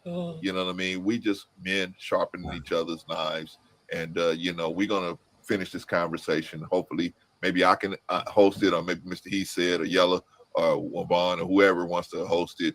We can host another one, man, because we got to get to a lot of these questions. I think it's just good to talk about it, have the discourse. Maybe we don't agree, right? But that don't mean, oh no, now I can't listen to Arshawn because he don't agree with me. Come on, man. We got to be men about the situation. We're not gonna always agree with each other on every point, but the respect is there. And so we always I may not agree with Arshawn, but I definitely respect his position, and I definitely respect him for having it. So and I feel he feels the same way towards me. So and all of the brothers, I feel the same way about all of the brothers. So that's why we can have this conversation, and nobody's gonna get, oh man, you got something against me personally. Nah, it's not. We ain't looking at it like that, man. It's all good. But anyway, you fellas, thank you for allowing me to come up and talk, and I appreciate you. Let's do it again real soon. Arshawn, you got my info, man. Hit me up and let me know when and where. All right, will do. So real quick, before you dip out, real quick. Yes, sir. So you will now you're willing to assassinate baby Jesus, right? We gonna leave right there. We gonna leave right there. You know what? Listen, just hearing him call my name now, that did something to me. Great stuff. Because I think that I'll never hear from him again. But just hearing him say Vaughn, wow, man, that touches my heart right now. I mean, yes, indeed. This is what IG is talking about, man. That dash and what we do with that dash in between the date. We all got the date we came. We all got the date that we leaving. We don't know it, but the Most High do. Somebody know the date we leaving. And what you do with that dash, though, is going to be very important, because you leave an impression on people and they get to tell the story. That's what I was talking about, perception earlier. Like, I have a perception of y'all, and it's on me. Now, if I'm in a room and they talking about Brother Vaughn was a demon and Brother Vaughn was cantankerous, and I sit idly by and say nothing because it depends and they got the right to their opinion. No, not in my world, y'all. I'm the one that says, nah, fuck out of here. Brother Vaughn was a righteous brother. I got the proof to show you. What are you talking about? And that's why, we kind of exist, because there's too many people that sit idly by while Brother Malcolm name get tarnished and Brother Martin name get tarnished. And now Sojourner's name is tarnished and Asada's name get tarnished. And it's because no one said anything. And back to my initial answer, my shit circular, it's the lack of celebration, the lack of Arshawn. We don't celebrate our people, whether it's the men, the women, the families, us as individuals. We got to see each other as something other than ops, other than G's, other than niggas, we got to see each other as something different before we start treating each other different. Shout out to y'all, man. Thank you for having me. This was amazing. Rest in peace to my brother. Hamdulillah, brother. Yeah. Brother C. The show, man. And man, that hit all the way home what you just said, because we don't celebrate each other. We just don't. We run away from that, and then we wonder why we're having the problems that we're having It's because we're so divided. You know what I'm saying? Where is the love? You know, where is it? You know, we used to have that for each other, but somehow it has dissipated. It's on the demise, you know? So you have to wonder, where is true love at? But man, you know, just hearing his voice, and I love what you just said, Mr. He said. I mean, that really hit home for me. Thank you, You know, brother. that really hit home for me. Absolutely. Just to piggyback off of that, you know, Mr. He said again, thank you, and Arshawn, for just acknowledging a brother, you know, as men, you know, not many men not even want to uplift another man. So again, it comes back to what Bond said, you know, but you know, Bond, I gotta hit you with the Bible verse. What did the Bible say about love has waxed cold? That's a lot of what's has happened in our culture, you know, and I would love to see more of that. I know that we spreaded it amongst each other.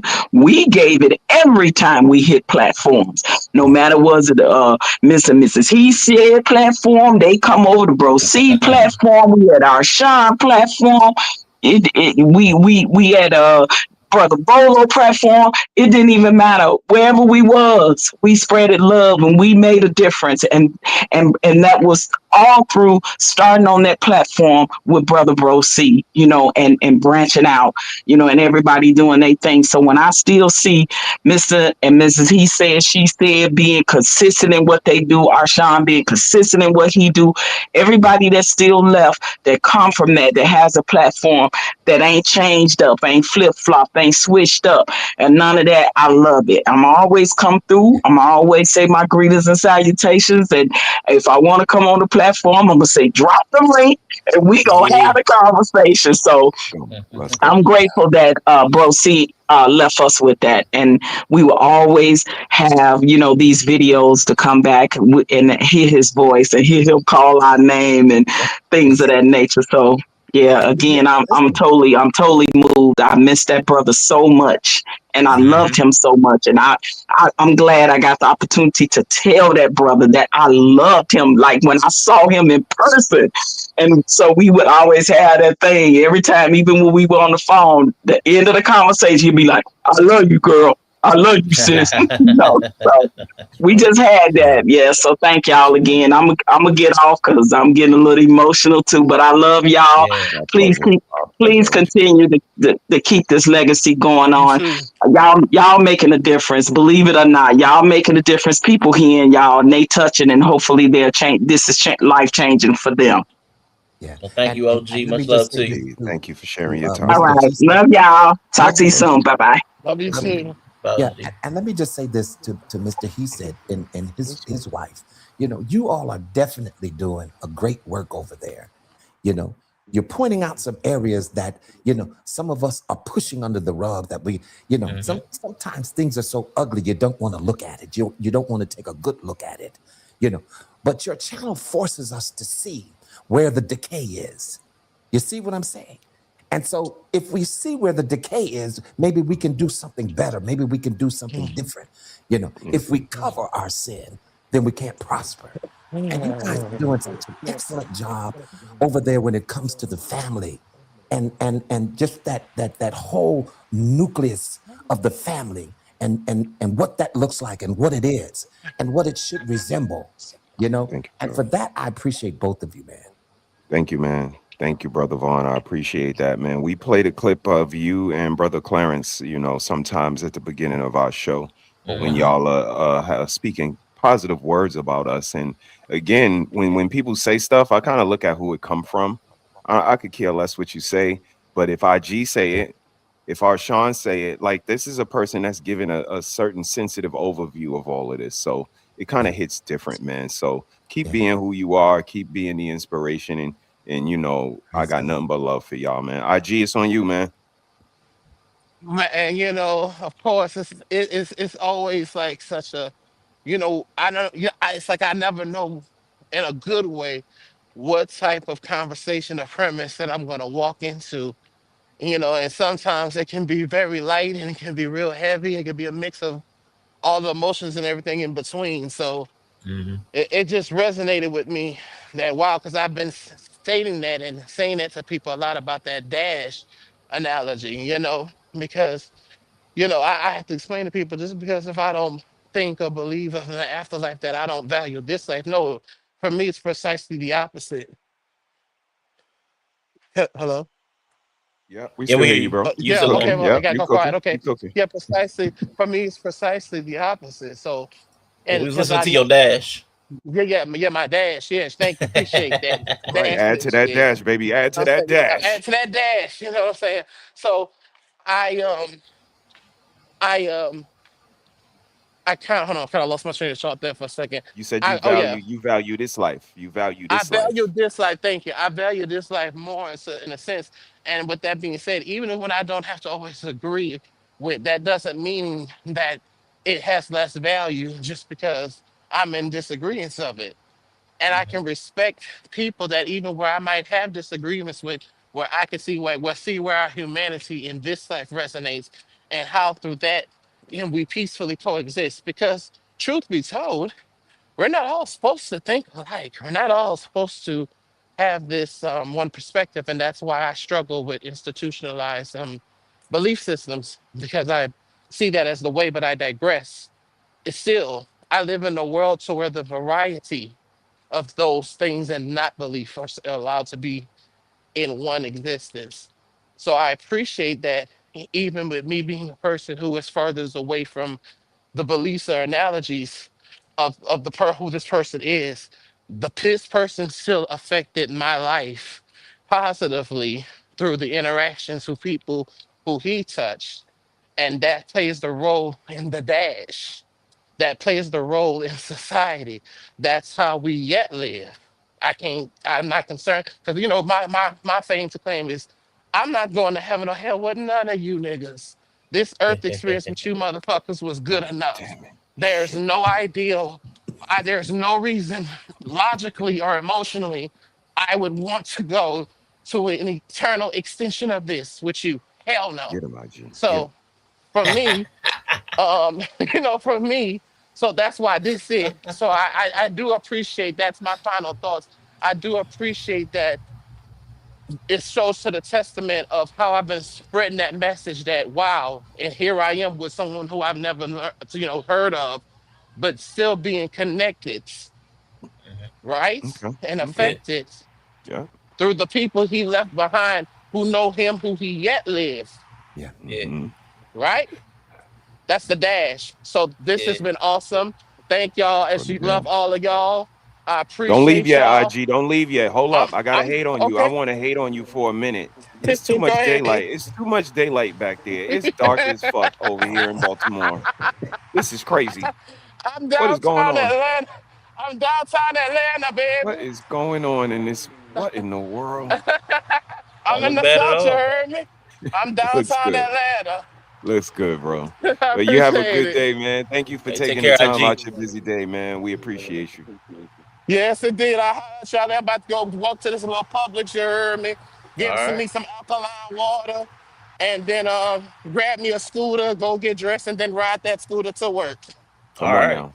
That's a plan. Salute to you. Salute to All you. right, IG. Take care, man. Much love. Later. All right, gentlemen. Well, I just popped back up here for a second, but I guess Thank you, Brother Vaughn. I'll Thank you for step your down time, too and man. let you guys close it out. We appreciate Yeah, that'll you. work. That'll work. All right, Brother Vaughn. All Man, it right. was a pleasure hearing your voice again. But real quick before you go, because see, Yes, sir. everybody, I was gonna tell everybody, we got all these long strokers up here. I was gonna make a joke way back when we were talking about my profane series of streams.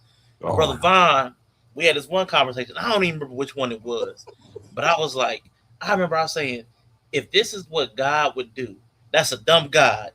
And I remember Brother Vaughn was so bothered by That that. one was that was yeah, it. he had to drop down. But listen, then he came over. Him and brother Clarence started a stream because they were so bothered by it. This is what they were sounding like. This is a conversation. Because he's scared of this nigga Rashawn. Then I confronted Rashawn, and this motherfucker didn't even deny it. I'm gonna handle Rashawn. You are an idiot, bro. You are a dumb ass. God damn. That's how they was over there. I'ma handle Sean. Oh man, Rashawn ain't even Well, deny. I was like, dang, it was wow, Busted. it it's was crazy. man. It was crazy, but we had a good conversation behind it because I wasn't trying to disrespect Yeah, either of them. I just have yeah, I but we have don't always agree. We abstract. don't Yeah, always yeah, agree, absolutely. and that's Yeah, okay. You know what I'm saying? yeah. But the love It is was just still so fun. there. Yeah, Yes, man, indeed. it was Yes, so indeed. fun. But it was a funny time because it was a big contrast of belief systems. But we I were think able to I have did. the conversation. I got very passionate on that end. Yeah, Yeah, you got I passionate. recall. I recall. But I can understand if I believe what you believe, you call my God dumb or Yeah, even insinuated, I'd be Right. offended.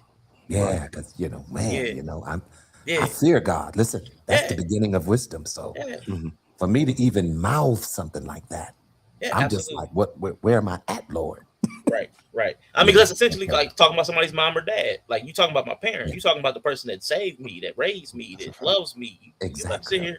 So I understood where the passion came from. I never want it to be misunderstood. I completely Yeah. understand. I took no disrespect from it, and I didn't No, intend to.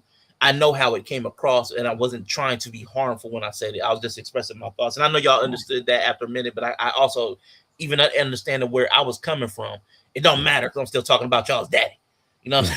that's still my But you daddy. know, it's a good learning Yeah, experience because it teaches you, how to respond yeah, instead of react. Mhm. So if I look back on it, I say, okay, now I reacted. Maybe I could have took time and thought about it a little bit and responded. It's Yeah. always better to give a response than a reaction because, you know, a reaction is basically like knee jerk, and Mhm. sometimes you may react in a way that you didn't even expect yourself because you didn't absolutely, think about the situation. Absolutely. So yeah, Absolutely. man. for But sure. we've had Absolutely. definitely some interesting conversations down through the years. Oh yeah, Yes, indeed. Yes, indeed. And But that's what it brother, showed me that yeah, go ahead. conversations have a they take on their own road. You know what I mean? It yep, depends on the intellect and the company in which you keep. We could start out at X and end up at A squared yeah, because of the people that we're entertaining. So this latest instance with Pearlie, I believe it was, where she said something and it was in an uproar, and it was like, well, the capacity of the people that was there wasn't really ready to entertain that conversation. And that's where, I kind of wave my flag. We got to be mature enough and articulate enough to be able to entertain these conversations no matter where they go. And then we either take from it, throw it away, whatever the case may be. But I think the maturity is what kind of stands out to me when we are able to have hard conversations, still come back together, and the love, like Brother Vaughn said, is still there, man. What you Yeah, guys think? exactly. And I watched the whole Pearly thing unfold the way that it did. And I said, wow, isn't it something how it's like we give this, we allow this individual to affect us so. Why is that? Why do you think that is, brother? Right. You know, I mean, it's a perfect storm of things. Hit dogs holler. The yeah, truth bears a certain level of hurt with it, but again, the lack of maturity is what stands out to me because yeah, she said some things, but if you were mature enough and held your decorum, you could kind of swing the table around and point out some things to her that her people exactly. were a part of that were extremely violent and extremely one-sided. And let's Yeah, see where this conversation goes, or even entertain the conversation on the other side of the spectrum, which we seen, was kind of operative, that she doesn't know yep, the numbers on the white side, at but she all. knows the numbers on the on the black black, side. So just exactly. Hmm. holding your composure and just let's have the conversation if that's what we're here to do, quote unquote. But that's when I wave my flag and say, a lot of people are just bullshitting. They don't want to have the conversation. They're not looking for the solutions because the solution is kind of in the problem. If you really just humble yourself, look at what you can do better, I think that's where it starts. But you see where you see where we are, guys. Wow. Hmm. Well, listen, I'm gonna go, but I definitely appreciate the Thank you, conversation, brother. and Thank you. Absolutely, I do leave a little more enlightened. You see what I'm absolutely. saying? That's our I goal. gained a That's our little more goal. insight. All of us. All And of so us. when that occurs, I know I'm in the right place. So Yes, God indeed. bless you, brothers, and hope to see you soon. God bless you, brother. Absolutely. Take care, Brother Vaughn. Always good to see you and hear you. Yes, Yeah, indeed. and as you said, Mr. He said, we started at X and then we ended it, what'd you say, A1? Like You know what I mean? A yeah, squared and like A to the squared. There you go. Yeah, yeah. So we went all over the gamut. I wanted to honor Brother C in that way, that I wasn't dogmatically adherent to the topic. Yeah, You know, like yeah, once we start flowing in a different direction, because that's where people's hearts and minds was going, and we're gonna go in that way. That's what he would do. indeed, That's one of the reasons I indeed. loved it. When the Yes, conversation indeed. flowed that way, he would flow that way too. He didn't Yep. try to hold everybody to, like, I mean, I promise you, I was just looking at one of his videos, and it was like, we're trying to do Exodus 18 again. And like, let's finish it this time. It was like, because they tried to go through the chapter like three We got a different little times. off track. It did. And they always We get off we track. get a little off Yeah, track. I love it. Little Yeah, I off track. love being that open to it because it's a conversation. It's not Yep. content, and I that mean, was and my it's thing. exactly what we've been speaking about. Like sometimes, the concentration is good, but sometimes we got to be able to kind of go off rails and have the conversation because we don't know where it's going to lead. And although we Right. have an itinerary, it starts to become more studious and feel like a classroom. And that's, Right. where things start to come in at. And that's kind of where we kind of like that. Yeah, okay. But when you come, you can't start with no whiteboard. We learned something last week because this is a class setting. So let's continue to go on our, syllabus, so to speak. So, but sometimes it is absolutely good to improv. And again, that's just a part of well-roundedness, man. If we go off the rails, let's just improv through, get through it, and get back to the itinerary. So, like the young lady said in the earlier video, we could get back to the ops later, but we need to control the things that we control first. Yes, You know what sir. I mean? And I think that was very, very operative. Yeah, that was good insight, hindsight, foresight, insight. Shout out to Mr. He said with the verbiage, man. Great vocab over there. But listen, I ain't gonna force the content down y'all's throat today. We already been 3.5 hours. I am going to probably revisit the topic to finish up because I did compile quite a bit of information. So I'll probably come back for that before we actually get to the second part. So there'll be a second part of this first part I'm here at for it. some point, and then I'm we'll here get to for the it. second part, which will be Yep. the super predators. So we are going to go in sequence to the best of our knowledge. But again, we also want to honor Bro C because these are community conversations. So what I'm going to do is still after about an hour or so, like he would do, drop the link so that the conversation can be had by the people in the community. It's not being, preached at. We're going to speak together. So, honor his legacy, his spirit. Because again, he's been on my heart for, like I said, about a month, and I never pulled the trigger on doing these streams. So I really enjoyed it. I enjoyed hearing the voices I heard today because Yes. space. I haven't Yes, been in indeed. space with these people since he's passed. Yes. So I'm so thankful for that, man. I appreciate you coming up with me to do this. Hopefully, again, I'll let Anytime, you know bro. when we can reschedule it. Yep. And everybody, please, I know everybody here supports the Ohio State Buckeyes. The Big Ten championship happens in about Let's 1.5 go. hours. Man, make sure you Let's support the go. Bucks. Go Bucks. And behind that, any wrestling fans, NXT deadline is approaching later on tonight. So, keep your eyes on that. If those you things, football, wrestling, all in. But again, if nothing else, I do plan on doing another part of this during the week or next week. So over on Critically Drinking. And I'd appreciate everybody who can stomach me yell it and breathe because we do get toxic sometimes. So everybody that can still I love love up, y'all. I love y'all. appreciate y'all. I appreciate y'all. Because I know it's an acquired taste, man. We're an I love acquired y'all. taste. Man, you know what I'm saying? Speaking of acquired taste, man, let me hit the background switch. Y'all touched on something that was amazing the other day with the ancestors and the elders, and even from the grave there's a certain aspect of control, and I think that should be considered, that the younger generations feel a little one-sided when it comes to that authoritative nature. So I thought that was interesting. Shout out to y'all for even bringing that perspective up, and I'm gonna do some research on that, man. Shout out to y'all. Yeah, that's what we do this. I only because I saw it, I guess, firsthand in person between two individuals could I understand it on a broader perspective. When I was younger, it was do as we say. Right. Like do what we say. And that was it. It was very authoritarian. But with my nephew, everybody was much more permissive. And I was kind of like a guardian of his autonomy.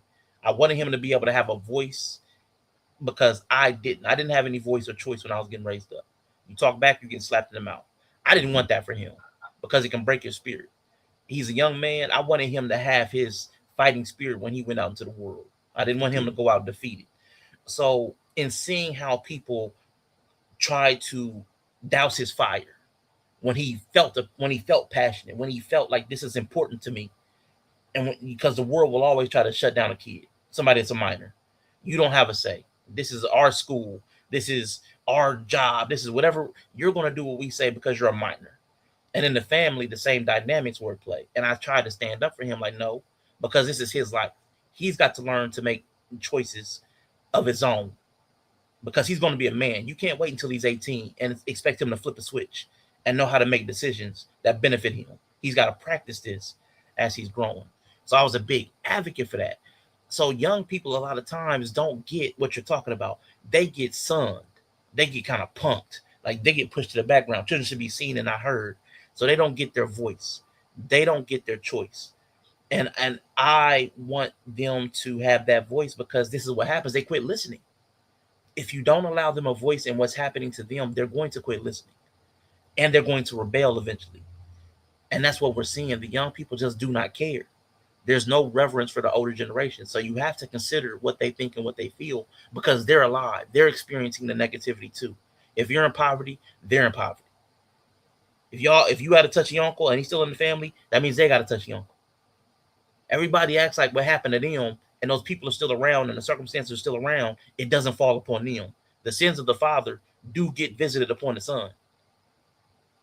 Like, so yeah, that's why I feel so strongly that we do need to start considering how things impact the young people because that's why they're acting out. What they say, the person would burn down the village to feel the warmth. Mm-hmm. I can't remember. Y'all know that it's like an African proverb. Indeed. The child will burn down the village to feel the warmth. It's something to that effect. Somebody will drop it in the chat for me. Appreciate you.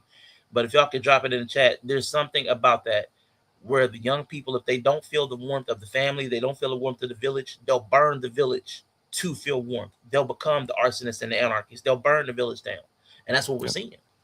The young people are terrorists now. But they became the super predators that were predicted 20 years ago when they thought they were out of control. No, now they're out of control. Yeah. Because now they're killing the parents, they're killing the siblings. They are killing 5-year-olds. They are beating and maiming 5-year-olds. And they're not even 12. Like, this is insane. But it's because it started somewhere. And if we don't put a stop to it, it'll keep getting worse. Things don't just magically get better. Right. It's like the youth are important. We have to look at it. And if we don't, so I know the way you research. I know the way you look into things. I know the way you cover stuff.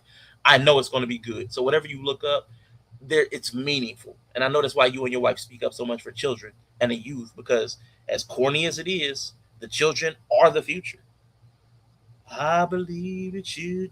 Yeah, that's our future. Come on now. Teach them well and let them lead the way, right? Exactly. But if you don't teach them well, yeah, so it's definitely two lines to that bar.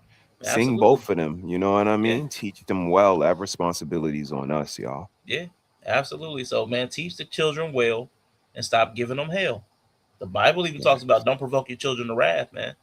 Come on, the Bible. Everybody likes to, all those same people that preach the Bible will be messing with their kids, like sunning their kids, beating on their kids. It says don't provoke your children to wrath. It says fathers, but the authority. A lot of authorities in the black household are women.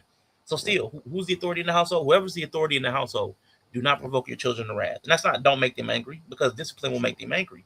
It's do not bully them. Do not take away their humanity.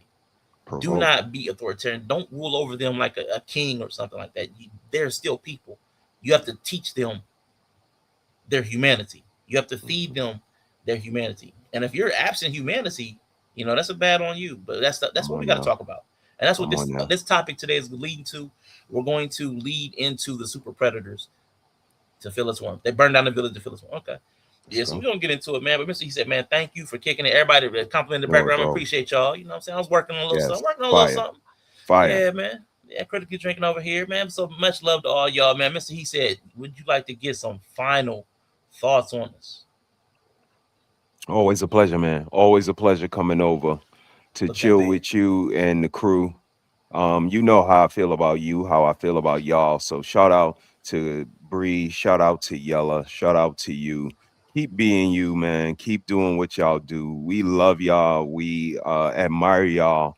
You guys inspire us as content creators. And since we came in the door, we've been with y'all. We've been, you know, that seminar. Look to the left, look to the right. Like y'all were there. So we have a certain esteem for y'all. So shout out to you, man, and this platform that you provide. And thank you for having me today. Rest in peace to my brother C. Alhamdulillah, brother, my Muslim brother. I appreciate you and continue to guide us, man. We got you. Yeah, for sure, man. Much love to brother C, man. One last time, see that laugh and that grin of his, man. We definitely miss it. It was good to hear. So thank you for bringing up that video too. It was just good to hear his voice, and brother Vaughn got to hear his name, got to hear my name called. So it was always a good time over there, just getting to sit, talk, and listen to the elders and the wisdom and experiences, and even Vakoda when he would come over and like Vakoda would take the conversation a whole different way. So man, Rico, man, shout out to Rico, man. Rico is crazy, man. Him, Yes. and I promise you, man, I love some Rico. Him and full throated and long stroking. Those two terms I can't not Lord hear when I Jesus. think about Let's Lord. Talk to Better Black Life. Long stroking. That's And crazy. they need to give a full throated apology. I'm like, why I gotta be full throated? Like, Yeah, can't it just that's wild. It That's wild just work right there. yeah. Oh my god, man. So shout out to Rico, man. Definitely miss my Yes. guy Rico, man. Absolutely. And Mr. Platform over there. So we're gonna have a few more conversations, man. Make sure we open it up, and if people want to come by and reminisce, and if we detour, that's cool too. So man, much love to everybody out there in the chat. We getting ready to head out of here, but don't forget though, Mr. He said came up here and talked a good game, but I did. we remember this. I did. Don't do good, nothing good for nobody. Get everything for yourself. Fuck everybody. It's all about you. Fuck the world. Be a demon. I'ma show you ready on the radar. Oh my God.